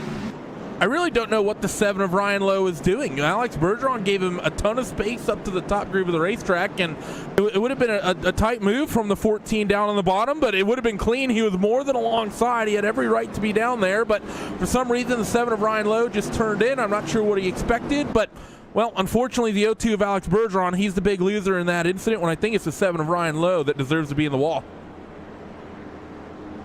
And they'll have an opportunity to get back and pick up some positions in this one late in the race. 163 now being worked on the board of 200. We have 31 drivers still on the lead lap in this one. Corey Vincent was down pit road there, almost created a log jam on that inside line. He's currently being scored as 1 lap down. Taylor Hurst scored as 4 laps behind the pace. And the other 2 drivers that we mentioned earlier, Michael Guest and Colton Davis, currently in the garage area and having some damage fixed to those race cars. But Matt Busa up in front looking to hold on to this one, and he's been lights out on these restarts. He's been really, really good at getting the pace, but it looked like Ryan Luza was keeping pace with him prior to that caution flag flying. Yeah, he was, Tim, but I don't know if there's going to be enough time. Luza's going to have to, that car hasn't looked as hooked up as it was towards the first half of the race, so we'll just have to see if Luza can overcome that. And to talk about maybe just a little bit of a parallel between real life and here for us on iRacing, the 7 and the 14, yeah, those are teammates that just ran into each other. I'm having flashbacks to Jamie Mack and Kyle Larson over the weekend. Yeah, that's one discussion I'm sure that will be fairly interesting tomorrow morning after they debrief after this race, but there's still lots of time to go. You see Casey Kerwin on your screen in the Napa number 14 as he works around on the back straightaway. 3 names that are in the top 5 that we haven't talked a whole lot about this season so far. How about Blake Reynolds in 3rd, Brandon Pipgrass in 4th, Christian Chalner in position number 5, albeit we do have some laps to run and the names behind them, and they're pretty stout. You got Ray Alfalo, Logan Clampett, Keegan Leahy, Michael Conti, and Nick Shelton in the top 10, but so far so good. Great runs by those drivers. Great to see Pipgrass up here in the top 5 after making his way up through the Pro Series, trying to get that first top 5 of his career in this NASCAR Peak Antifreeze iRacing Series. Currently on the outside of row number 2, and Blake Reynolds is due for a top 5 too. Definitely a lot of drivers that want to get good results, but I think, this race here at Richmond, round number 5 of the season, I think this really starts the midpoint of the championship, and because of that, a lot of guys are going to want to start carrying momentum through. I honestly think the fireworks aren't done yet. We got 35 laps to go. I think we're going to get another 2, if not 3 cautions before the end of this one. I think there's going to be a lot of aggressive moves coming through here once we get to the end of this thing. So lights are going to come out on the pace car. They should anyways this time through. See the field already. Lights on the pace car go out. Field starts forming up, and question has to be, where's the next big incident going to be? Because these guys have not liked big long runs this evening. Should mention as well the caution count record here at Richmond in the NASCAR Peak Antifreeze iRacing Series. 19 cautions back in 2011. Ray Alfalo went to victory lane, and that one led 146 laps. I don't think we're quite there yet, but Ray Alfalo isn't quite there yet either. Currently sitting in position number 6, looking to get his way towards the front of the field. Anything can happen in these closing laps, and we'll see if Matt Busa can lock down a victory, or see if Ryan Lewis can extend the streak and go to 3 in a row on the 2018 season. Pace car is going to peel off here. We'll see what Busa does here, and he is on the hammer once again. Green flag flies. We're back underway, and the battle is for second. Pip grass all over the back bumper of Luza. He thought about making it 3 wide, but had to drop in behind Luza, and now we'll see that bottom side was able to find his caution behind. I believe that was the 12 that went spinning, or no, it's the 05 of Shelton. Or yeah, you're right, Ottinger. Yeah, the Shelton machine was sideways on the outside line. Ottinger was sideways on the inside line, and when everybody is so close, let's take a base of action to avoid. The 57 may have got up the racetrack a little bit, and the 05 and the 12 make a little contact. Mullis nowhere to go, but into the back of the Chaos Crew car in front of him, and we'll see caution. And I think we talked about it earlier on a couple of these restarts where they should have wadded up about 20 cars. This is only a 2, maybe 3 car incident if you count the 27 getting in and not going around, but that could have been a lot larger than it was. Yeah, it definitely could have been, and I think what we're starting to get is that things are starting to just, people aren't making those miraculous saves we saw earlier. There was, the majority of this race, I think, likely should have been like this, with some of the moves guys were making on the restart. Absolutely no patience being shown by a number of drivers, and with, over 30 laps left, there's no reason to get quite that aggressive. Not saying you just need to fall over and die, but trying to force it 3 wide and throw a big move like that going into 1 is always just going to be, more often than not, it's going to be tears. We didn't see the cautions earlier because people would make some amazing save, but now people are starting to run out a little bit of talent. The tires are starting to get older, and we're just starting to log glass behind the safety car. I think one driver who's likely very happy about that going to be the number 66. That Raven Graphics car looks very good, up 27 spots on the night. He'd likely be just fine with a bunch of yellows ending this one out so he can get a nice podium here at Richmond. And you look at drivers making some gains here this evening. Your 3rd, 4th, and 5th place drivers currently on the racetrack. Reynolds, Pipgrass, and there's Ray Alfala. Started 30th, started 24th, and started 25th respectively on the racetrack. And you can see the change in position on your screen there as well. And we're going to see what happens here in these final few laps. 30 laps to go in this one. And we mentioned running behind the pace car. The frustrations, I'm sure, are coming up in some of these cars because that sense of urgency. We talked about it for the last 30 laps or so, but it's getting down to go time, and especially on these restarts where everybody is so close to each other. If you can make it 3 wide and pass 3 or 4 cars, you're doing great as long as you don't get caught up in anything on that evasive move. And the other issue is, Tim, here is we're going to be at about 30 laps to go here. This isn't, give the guy in front of you a little bit of space to, extend the green flag run. This is, I've got to get every position possible because I'm out of time. I don't have time to go up there and wait on a long run here. So if I'm somebody like a Christian Challoner or a Ray Alfala, it's kind of, you're kind of stuck at this point because you're probably not going to have a lot of chances to make up a lot of these spots. You got to make these passes happen now, or at least before you make it to turn number 1 and 2, because every time we've gotten there, it's been either somebody's just been impatient or someone's just gotten into somebody else, but either way, there's been an accident in there. If you're Busa, you kind of like it. Obviously, you want to win the race, get some green flag laps in. But if you're Busa, you love it because you get out front, you put the hammer down, you go for 3 or 4 laps, and then the caution flag comes out. If you're Ryan Lewis and everybody else playing chase, you want to get that long green flag run. Even if we can get a 15 to 20 lap run, you'd see those guys make the moves. But those guys in the back, they're also trying to make moves. They're trying to pick up 2, 3, 4 spots on these restarts, and that's usually where we see the bomb go off. The cars going around, guys getting into each other, and the impatience overflowing, let's say, in the middle of the field. Yeah, and I still don't think it's done yet. I I think we'll likely get a decent run, maybe not here, but before the end of this thing. But would not be surprised if this is a race that ends under yellow. A lot of people, I think, are going to be frustrated at this point, and a lot of people are just going to be like, you know what, this guy in front of me, I'm going to throw a move. I don't care if it sticks or not. I'm just going to basically put him in a position to where if he comes down, he's going up into the wall. So expect some aggressive moves, and I expect another quick caution.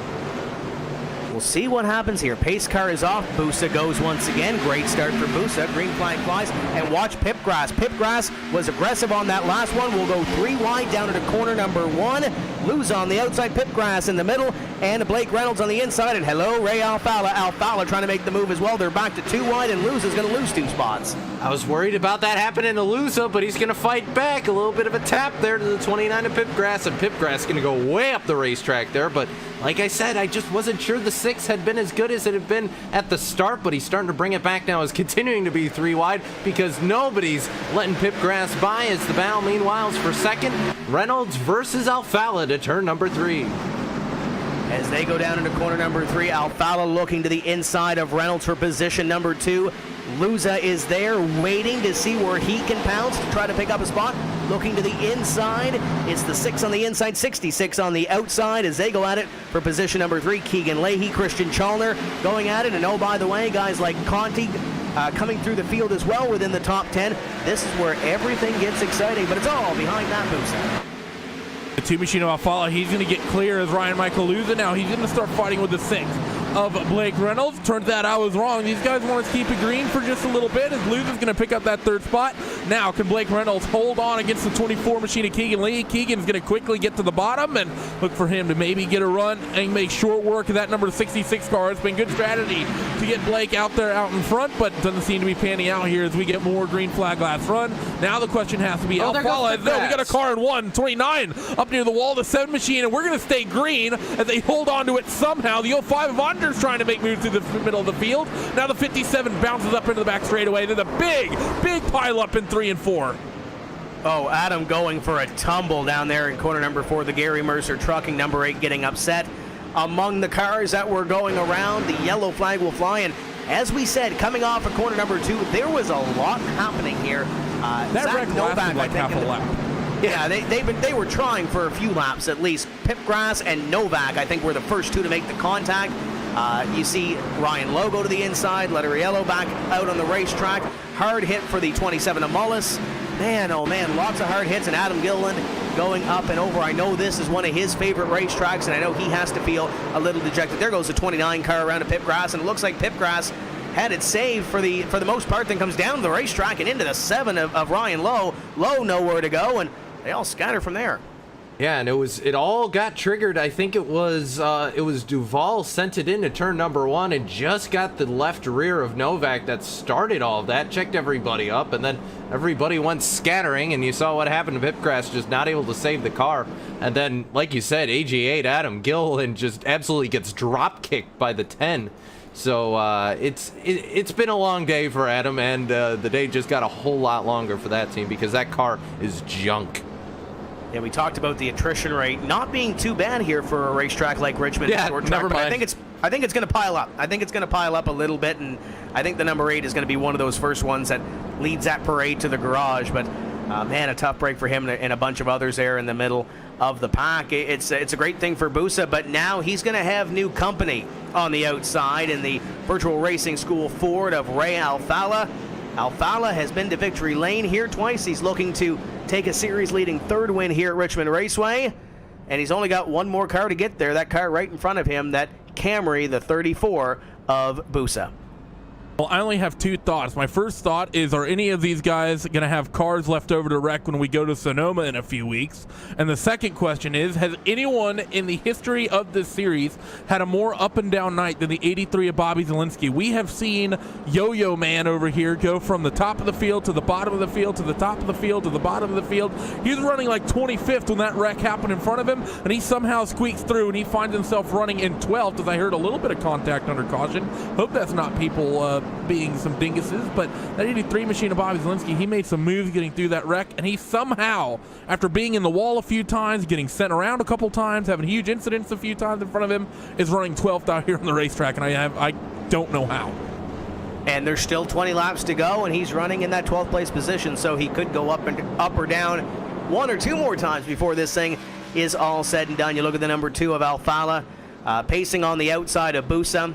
You have Ryan Luza in third. Keegan Leahy made some moves on that restart to put himself into position number 4, and then Blake Reynolds in position number 5. Those guys up in front, they found a place to race for the most part, the first top 5 or so, and then everybody else had that sense of urgency in the middle of the pack, the Hornet's Nest, and we finally saw that one be kicked into a wreck coming off of corner number 2. So we'll see who has the patience enough up front to maybe get some laps logged here and get to the end of this race with 19 laps remaining, and we'll see who tries to make their way through and possibly pick up a couple of spots here late.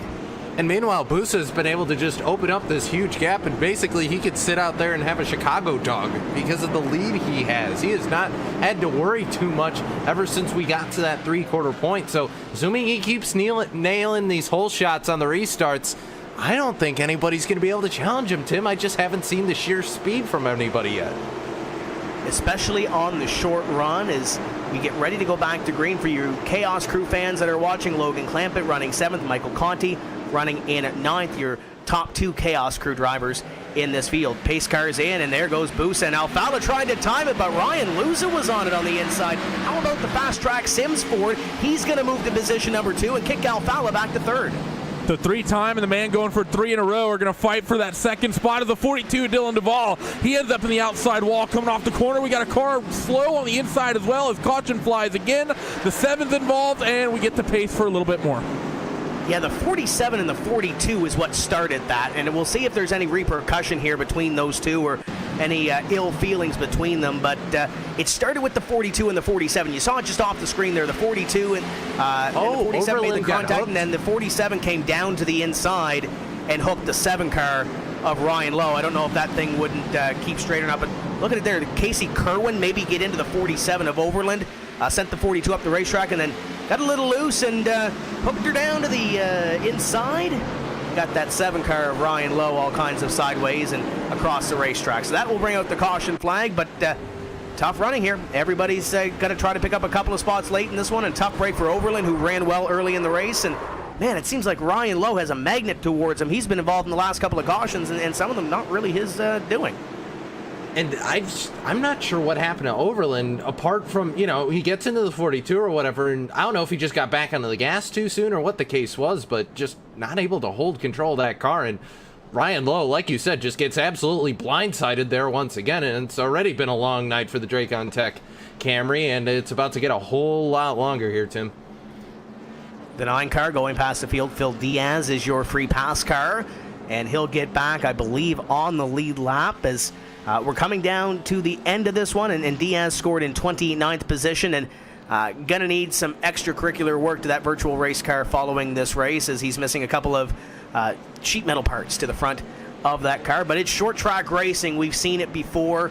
Some of these cars up in front, guys like Matt Busa and Ryan Luza, look pretty pristine, but you look back outside that top 5, top 10 or so, you start seeing those battle scars in these race cars. Yeah, you start seeing those guys that are coming from the mid-pack where all the drama is happening. You start getting to the likes of Keegan Leahy and Clampett. You think about the fights he was involved with, even with his teammate, the 05 machine. And by the way, Nick Ottinger, he narrowly avoided that spin as well. Challoner's been in some drama. Michael Conti's unfortunately sort of gone the wrong way as the night's gone on. Casey Kerwin. How in the world the O2 of Bergeron is running on the top 10 is pretty much a miracle to me. Bobby Zelensky's in 11th, Nick Shelton. So I think outside of 10th place, from 10th on back, every single car we've talked about being involved in the wall or into another car at one point or another. There's a lot of free memorabilia being handed out in the pits after this one. And how is Kerwin 9th? How did he pull that off? He's been in like the last 2 incidents. Magic. You activated his trap card. Keeping the car straight and not getting into anything else. He might have had a little bit of contact, but he kept forward momentum, so he's able to stay up there in the top 10. But Logan Clampett, we rode on board with Logan Clampett a little bit here this evening. He's going to start on the outside of row number 3, his Chaos Crew corporate teammate right behind him, and Michael Conti, and there's a little rub to the side of that car as well, a little bit of hood pop to the Richmond Raceway Camry. So he's been in a couple of things here this evening, has swapped a little bit of virtual paint, but Still a little ways to go. He's on the outside of row number 3 as we get ready to go back to green, and we'll have 13 laps right here. So 12 laps to go when we come back to the line to settle this thing. This is going to be, I think, crazy. As the lap counter ticks down, people are only going to get more aggressive, which, I mean, it's hard to believe that such a thing exists, but I don't know. This is going to be a rough and tumble one to the end. I'd be surprised, like you said earlier, if this one ends under green, but it's going to be interesting to see. I think the thing to watch on this restart, though, we saw the 6 of Luza jump Alfala, got a good run on the inside. This time they swap spots. Luz on the outside of the front row, Alfala to the inside of that second row. Look for him to try to time this restart and make a move on that number 6 car. Yeah, Luza was real good on that last restart from that inside line. We'll see what he can do from the outside. Looks pretty good. Busa is gone, and looks like Ryan Luza going to be able to tuck into line as they dive it down into corner number 1. Alfala in third. Battle is for fourth. Reynolds trying to take it away from Leahy, and maybe a little bit of contact there. Close quarter racing at a 2. Yeah, and meanwhile, it's going to be Alfala down to the inside of Luza. He'll poke the nose in as they head through 3 and 4. Keep in mind, these guys racing both the track and the other drivers. I mean, we could see a caution maybe in this thing before too long, so they got to make positions now. Is Alfala going to move to second position just in front of Luza here? Completes the pass out of 2. Racing the other drivers and racing the lap counter. Looks like Logan Clampett got a little bit sideways out of corner number 2 that last time by as he tries to maintain the outside line on Casey Kerwin. Kerwin trying to go to the inside and pick up something, and Zielinski poked the nose underneath. He looked at 3 wide. I don't know how the 83 Zielinski is still brave enough to go 3 wide at any point on this racetrack, considering I think he's tried it 4 times and ended up in the wall every single time. But you know what? I don't really care at the same time as he's going to try to make that move on Michael Connie as Booth is high on the racetrack. The 2 machine of Alfala has a run, has a bit of overlap. He's going to look to the inside here in corners number 1 and 2, and he's got the freshest tires, I believe, on the field. Look for him to get a run off the bottom. He's going to nose ahead down the back straightaway. They're going to be roughly even, but in towards 3 and 4, I think Alfala is going to have the advantage. He waited for the door to open on the inside, and Ray Alfala trying to complete this pass and go to lead. Busa gets a great run on that top line at a corner number 4. Will be even with Ray going down into corner number 1. Ray Alfala up the racetrack a little bit, and here comes Luza. Luza looking to be a part of the battle, and Keegan Leahy as well. Oh boys, we have a battle on our hands here at Richmond, this time by 7 laps to go. It's a 10-lap tire difference. Randy, you said Ray had the freshest. You are indeed correct. Also, Leahy on the same tire strategy as the 2, but Busa hanging tough. More contact up the road goes Busa. He'll lose first and second and falls back to 4th.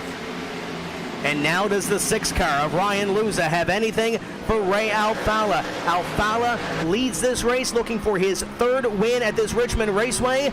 And Ryan Luza looking for his 3rd win in a row in 2018. He closes in that Fast Track Sims Ford Fusion, looking to make it happen on the Virtual Racing School number 2. Gets into the wall a little bit at a corner number 2 does Luza. Hopefully that doesn't hurt it whatsoever as they work themselves to the bottom in 3 and 4. Going to be 5 laps remaining around this Richmond Raceway, and it's going to be Ray Alfala commanding the field. Can Ryan Luza make something happen on the older tires? There may have been a 10-lap differential between Alfala and Busa, but I think it's likely even more so between Alfala and Luza as they work themselves in towards 3 and 4. Nothing going just yet as the 24 Keegan Lee was really working his teammate hard. Busa's falling back to 4th, and the 2 machine of Alfala, he's starting to stretch his legs. 4 laps to go. Caution. I think that's going to end it. Caution is out on the speedway, and this should be the race as long as Ray Alfala can get back under his own power in these next couple laps. But we'll see what happened to bring out what should be our final caution. Is it Zach Novak? He's slow. He had a really good run here this evening going as well. So if it is the case, it's a tough break for the 15 car of Novak. But up in front, they'll come by to 3 to go. You see the wounded number 15 car on your screen. I actually don't see a spin, but that car was really slow down the back straightaway. I wonder if he was just so off pace that it tripped a yellow, because I don't see anyone around anywhere. Did he possibly stop on the racetrack maybe to bring the caution flag out? He didn't stop. He was trying to keep it underneath the apron on the yellow line, but that wall in the low groove, it's a little bit closer than most racetracks, and I think he may have just sort of accidentally crept up. Oh no, it was issues with Ottinger and Overland. That's what it was. They made contact coming out of 4. It was Bergeron Overland. And absolutely, they did Bergeron a part of that as well. And man, Alex Bergeron, we talked about him being in the top 10 coming down to that last restart. And looks like he's not going to finish there. As I think he hit the incident one. He may have, as he comes out of corner number 4, and that car will disappear from your screen. So that might have been where it was. A rough and wounded race car for the O2 of Alex Bergeron. Tough way to end it here at Richmond Raceway. But we're a lap and a half away from ending this thing. And Ray Alfalla, there's been no driver that has won at this racetrack 3 times. We've been here 8 times since the NASCAR Peak Antifreeze iRacing Series began. Nobody's won here 3 times. Ray Alfalla's won twice. Kenny Humpy's won twice. And Nick Ottinger's won twice. But Alfalla looking to break the tie here.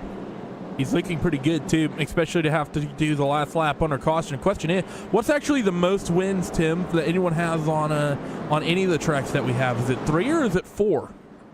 We'd have to double check on the book, but Ray Alfalla likes this racetrack. He's run strong here before, and he could have had a 4th win back in 2012. He led 115 laps when Steve Sheehan went to victory lane, so it doesn't matter when we come here. Ray Alfalla is always a contender at Richmond Raceway, and it looks like he is going to pick up a 3rd win. And by the way, the more important thing, maybe the 1st win on the season for this number 2 car, and he's been close a couple of times here in the 2018 campaign, and it's going to end the streak of Ryan Luza. Luza won the last 2 in 2018, going to come home in a 2nd. Keegan Leahy has been strong. He's going to come home in a 3rd, and what might have been for Matt Busa led a lot of laps late in this one, but passed late by Ray Alfalla, and Alfalla will come up out of corner number 4 behind the pace car, and the Virtual Racing School Ford Fusion will take the checkered flag and his 1st win of the 2018 NASCAR Peak Antifreeze iRacing Series, and 3rd here at the Richmond Raceway. Congratulations to Ray Alfalla. I'm sure we'll chat with him in just a few moments' time, but a lot of cautions, but man, a lot of good racing in between. Yeah, there was, and it's a shame it did have to end under caution, because that would have been a fantastic battle between your top 3 there at the end, between Alfalla, Luz, and Leahy. And if they had gotten, maybe more furious battling, maybe Busa could have come back into it. And meanwhile, how about Christian Challenger, who comes through all the chaos, started 15th. I think we barely said his name once or twice tonight, finishes 5th, so a great job for the driver of the 78.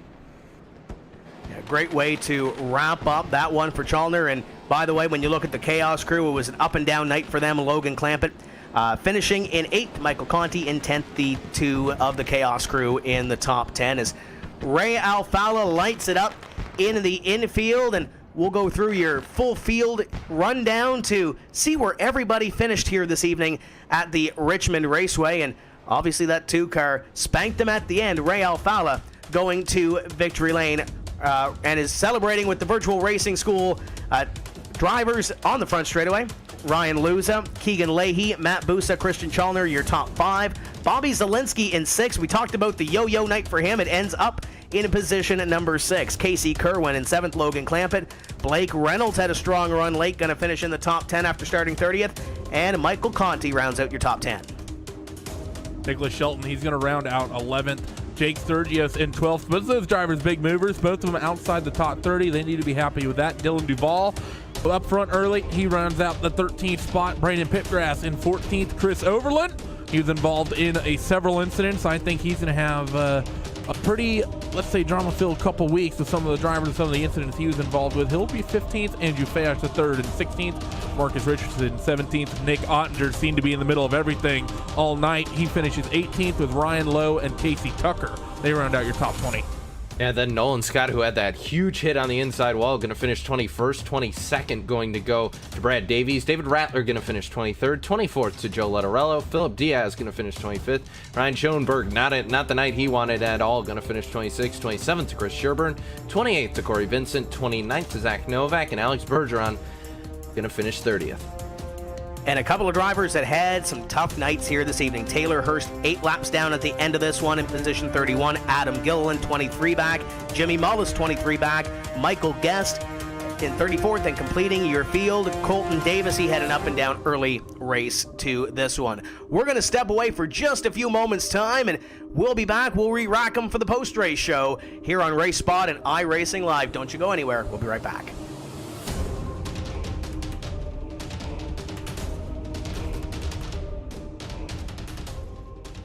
Section PU 402, row 41. Jimmy Johnson, the fastest gun in the West. Section 104, row 4. Blaney got his first win. Section 25, row 3. What a year for Bubba. Section O, row 25. Keselowski's going to win at Talladega. Section 156, row 4. Kurt Busch to the lead on the backstretch. Section 233, row 1. Martin Truex Jr. wins. You get a seat, but we doubt you'll ever use it. Grab your seats at NASCAR.com/tickets today.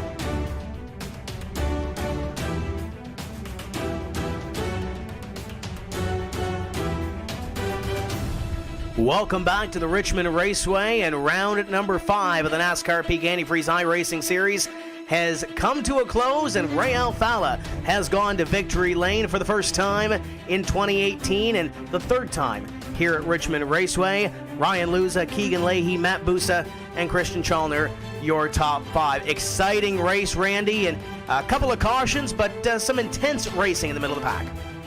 Yeah, it was one of the most, it's easily the most intense race of the season. Unfortunately, the good intense racing we saw in the middle of the race just turned into pandemonium and people running out of talent towards the end of the race, which means we got a lot of yellows. I really wanted to see how the strategy worked for those slip angle guys. And we'll get into the mind of one of them because they're in victory lane. Ray Alfalla and the Virtual Racing School Ford back in victory lane in a familiar place. Ray, your third win at Richmond Raceway. What is it about this racetrack? Man, I don't know, but I guess my prediction from last race was right. So we're gonna finish 0 at the next race.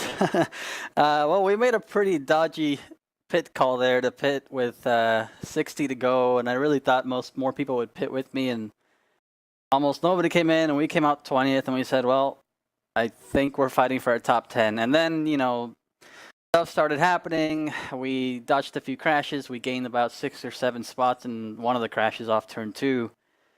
And then at the end, we had a tire advantage. So, it's always, anytime you can have a little bit of a tire advantage in a series like this where everybody kind of runs the same speed, you're in for a good time. But yeah, that's awesome. Get Virtual Racing School in victory lane and our third win at Richmond. Talk about setting up that pass on Busa. You talked about the tire advantage, but for a driver that hasn't been to victory lane in a long while in that 34 and you searching for your first win of the season, talk about trying to set that thing up and trying to position it around the 34. Busa, with all these cautions flying around us too. Yeah, well, Ryan got by me the restart before, and at that point I thought I was just going to be racing for second, and then I ended up having way more grip than he had with my fresher tires, and then I got to Busa, and I was kind of running out of that advantage, and I got him to overdrive the entry. I think to turn 3, I faked low a little bit, and he juked a little bit down there and compromised his entry. And then after that, I was just side by side with him, Jeff Gordon, Jeff Burton style, and I think looking at the replay, he got a little bit loose on the entry turn 1 and kind of hit my door, or he expected me to be a little bit lower. I was making sure that I didn't want to just wash up the track and move him out of the way.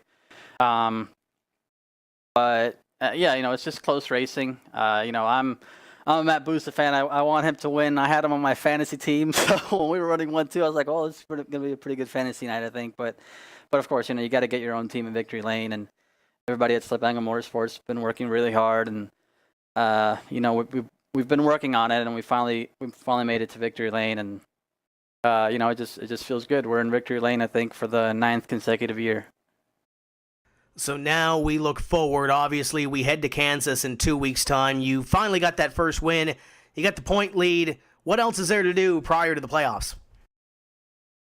We just got to keep learning about the setups and how to make the cars go faster, and we'll see what happens with the new build and the new edition of the tire model comes around in June. And, keep working, and essentially we're...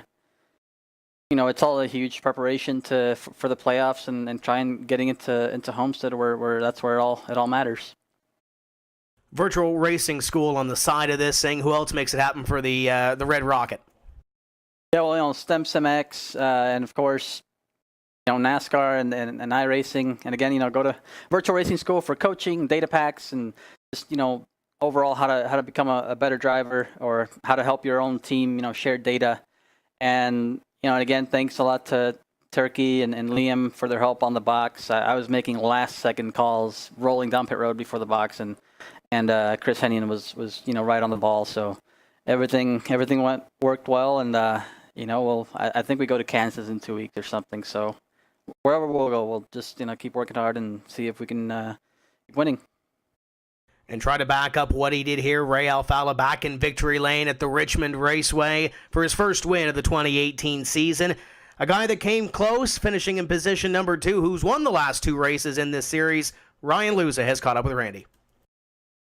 Well, Ryan, it's not been a bad sort of 6 weeks for you, has it? A win, and a second. That's going to look pretty nice on the points, I think.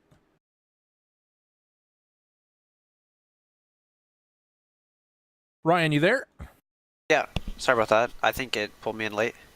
No worries. So a win, and a second place tonight at Richmond. We know you wanted to make it 3 on the trot, but regardless, to have 3 races in a row with a worst finish at second, that's going to be pretty nice on the points placard, I think. Yeah, I mean, car was really good. We didn't have quite as good of a car tonight as we've had in the past 3 weeks, but still brought it home second. Really solid race. Just kept the track position. The win-in call was to obviously pit with 60 to go, but that puts you in a lot of danger back there in the back of the pack. I think they were 22nd on new tires and ended up coming all the way through, as that was the last pit stop people made. But I just felt like it was a lot safer to stay out, keep the track position, and just keep the little bit older tires with a little bit less risk, because it was getting really crazy back there. So I think that was the right call for us. Pull it home second. Still had a chance at the win, but the car was super, super loose there on some of the restarts, and Matt got us early. But nevertheless, this is a good race for us. Appreciate everybody racing pretty clean up front. But yeah, really crazy. Just glad we brought it home second for sure. Well, talking about those guys from Slip Angle that you saw come down pit road, I mean, in terms of how sketchy it was, 3 of them came down pit road. The only one that really made it back up to the front was Ray. Bobby Zielinski sort of did, but sort of had a nice little buffer getting through a 10-car pileup in front of him. But actually talking about the strategy, we saw a lot of crazy things in the first 100 laps of the race before it came a yellow fest. People staying out, people only taking 2 tires. A lot of cars leapt their way forward. That's how Ray got his way to the front in the first place, matter of fact. What was it about Richmond tonight that people were able to run on old tires the way they were, only take 2 or not even take any at all, even after a relatively decent run? It's just how hard it is to pass here, because the bottom lane rubbers up real fast, and quickly the top lane is just as fast, and if not faster. And it's so much harder to pass if somebody's holding that middle groove, and you can just keep getting the run on them off the corner, even if they're a tenth a lap slower, 2/10 a lap slower even, you still can't make the pass most of the time. So that's why the racing was crazy, and that's why a lot of people were staying out. Just a lot of track position for free, essentially, and all you had to do was, hold the spot, hold the top side, not mess up, and you'd come out in the positive almost every time. So I just tried to keep myself up there, take 4 whenever I needed to, and stay out whenever I felt like it was good.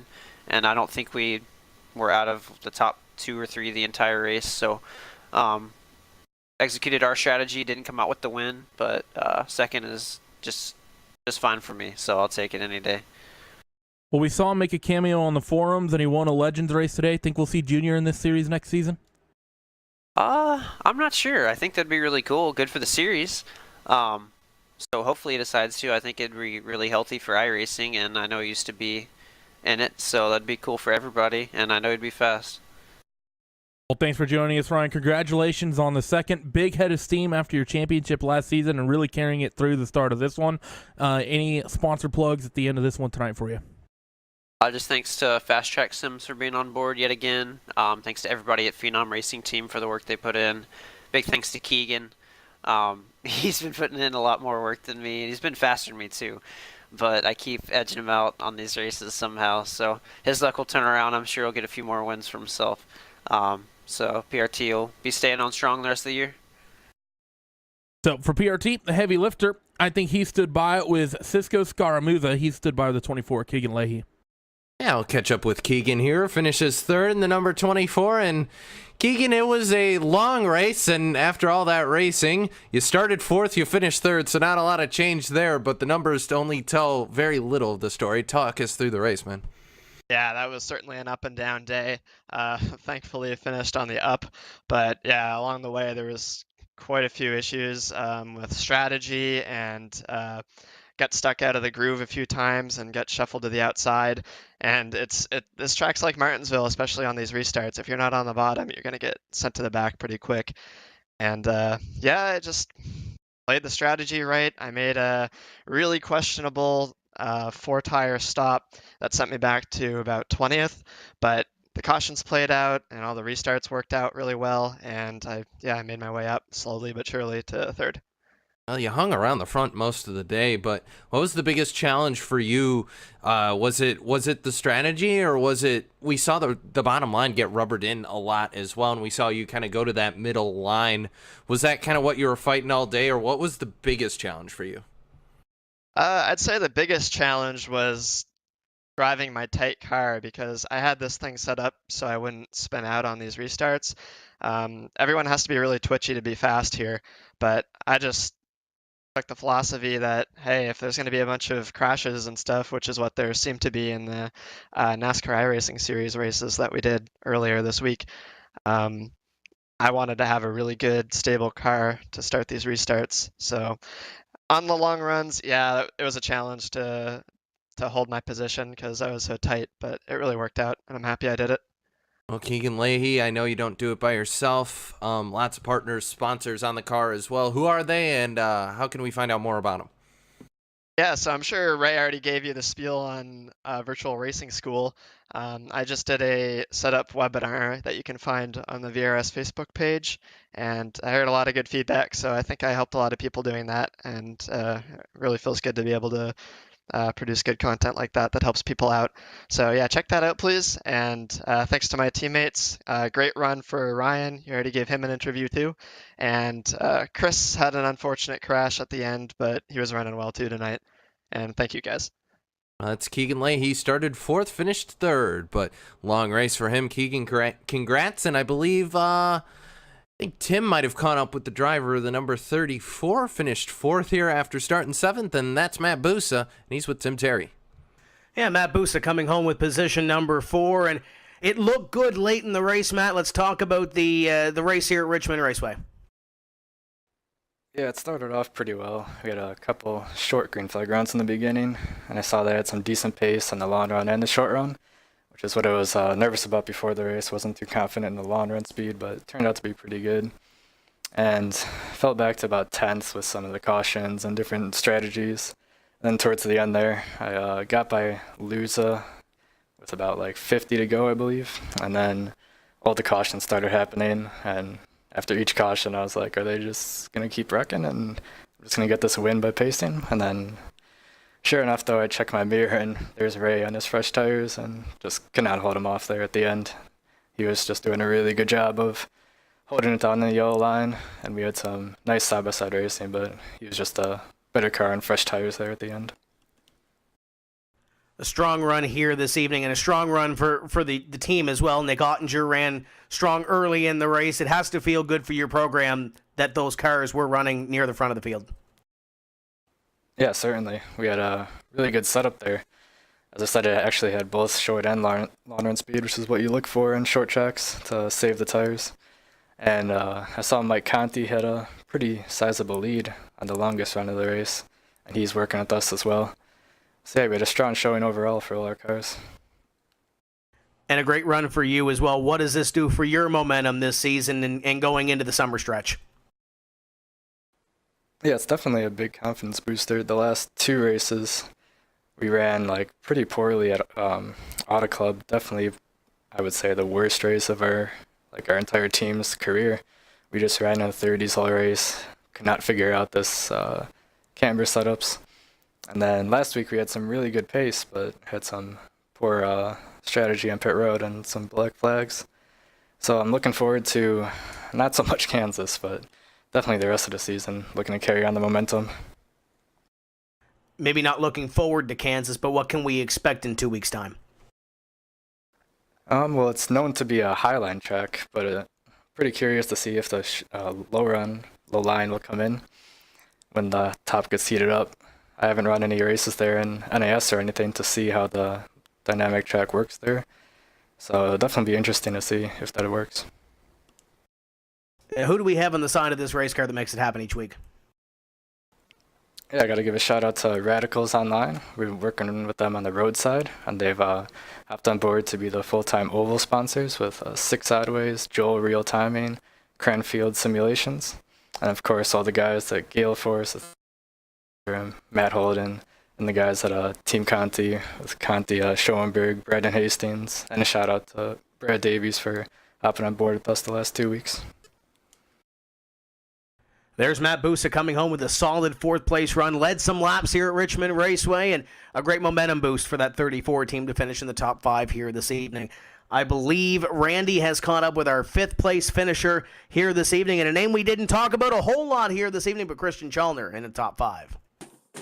Prepare your accent detectors, because Christian Chalner from UK&I put on a fantastic race tonight. Christian, Tim's not lying. We didn't really talk about that number 78 car much. You just, despite all the drama that was happening, well, from the commentary booth, you weren't involved with too much of the drama, and it ended up working out for you, running out top 5. How was it from your perspective? Well, I can understand why he didn't really talk about it as much, because honestly, there wasn't really a lot to talk about. We weren't really all that fast. We just we had some really great strategy tonight. So I got to say a huge shout out to Robbie, Sam, and Adam. Made some great calls. Normally not that aggressive on this strategy, but really worked out tonight. Realized early on that basically couldn't pass nobody. Had really struggled on the long run because we were just getting really tight in the middle of the corner. So just decided that, well, we'll roll the dice. We'll take 2 tires a few times. I think I ended up finishing on a set of lefts that had done over 100 laps at the end, and we had some good fortune, especially on some of the restarts. Felt like I'm normally terrible at restarts, but had some really good restarts tonight. Had some really lucky ones as well, like that one where Taylor Hurst he disappeared. Feel bad for him because he's a good guy, but it helped our race. It probably actually saved our race. So got to say big shout out to all the guys for putting us in the situation to get what we could get with what we had. Now, you were in the playoffs last season. Didn't end up panning out for you. It was really sort of a career best for you at that point. Think you might be able to put something else together? It's not been a great start of the season for you, but you think you might be able to rebound off a top 5 tonight? It really depends, because we've had some good results, then we've had some really terrible results.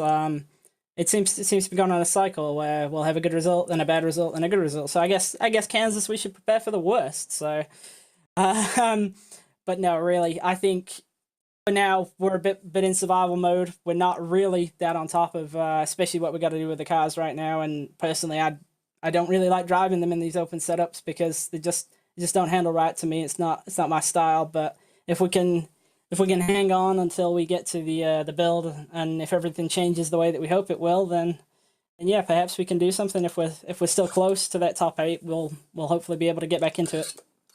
Who gets it done for you on that number 78 car? Sorry? Sponsor plugs, shout-outs. Who gets it done on the 78? Yes, I forgot at Daytona. Yeah, I got to say big shout-out to Hersingveld for sponsoring us for another year on this car. Night Fox Designs for their sponsorship and the paints that they always put out for us. Sucks Out Racing, it's really good. Trucks on Road Course is serious. It's running right now. It's probably a race in another 2 weeks. Start accepting signups, so if anybody's interested in that, that'll be good for them. And yeah, just big shout out to all the team because everybody put in a lot of work. Short tracks is really not our thing, so it was good to have a good result. Well, there he is, 5th place runner, Christian Challoner. And, well, it seems to me there, Tim, he's kind of feeling this one was a win with some of their pace they had tonight. And with the way the race panned out for a lot of these teams that were within the top 10, some of them would classify this as a victory. And when you look at the top 10 in points, you got another shakeup in the standings. Obviously, Ray Alfala and Ryan Luza on top. They've been there since pretty much the start of the year. Keegan Leahy, Bobby Zielinski, Michael Conti in the top 5, holding on to that top 5 position in the standings. And then you got Logan Clampett, Nick Ottinger, who had an up-and-down night in 7th, Busa Davies, and Nick Shelton was involved in the first caution flag of the evening and comes back home with a great run here to put himself 10th in the point standings after 5 races. Cisco, let's talk about this race, up-and-down race here at Richmond. Lots of cautions, but lots of exciting racing action in between.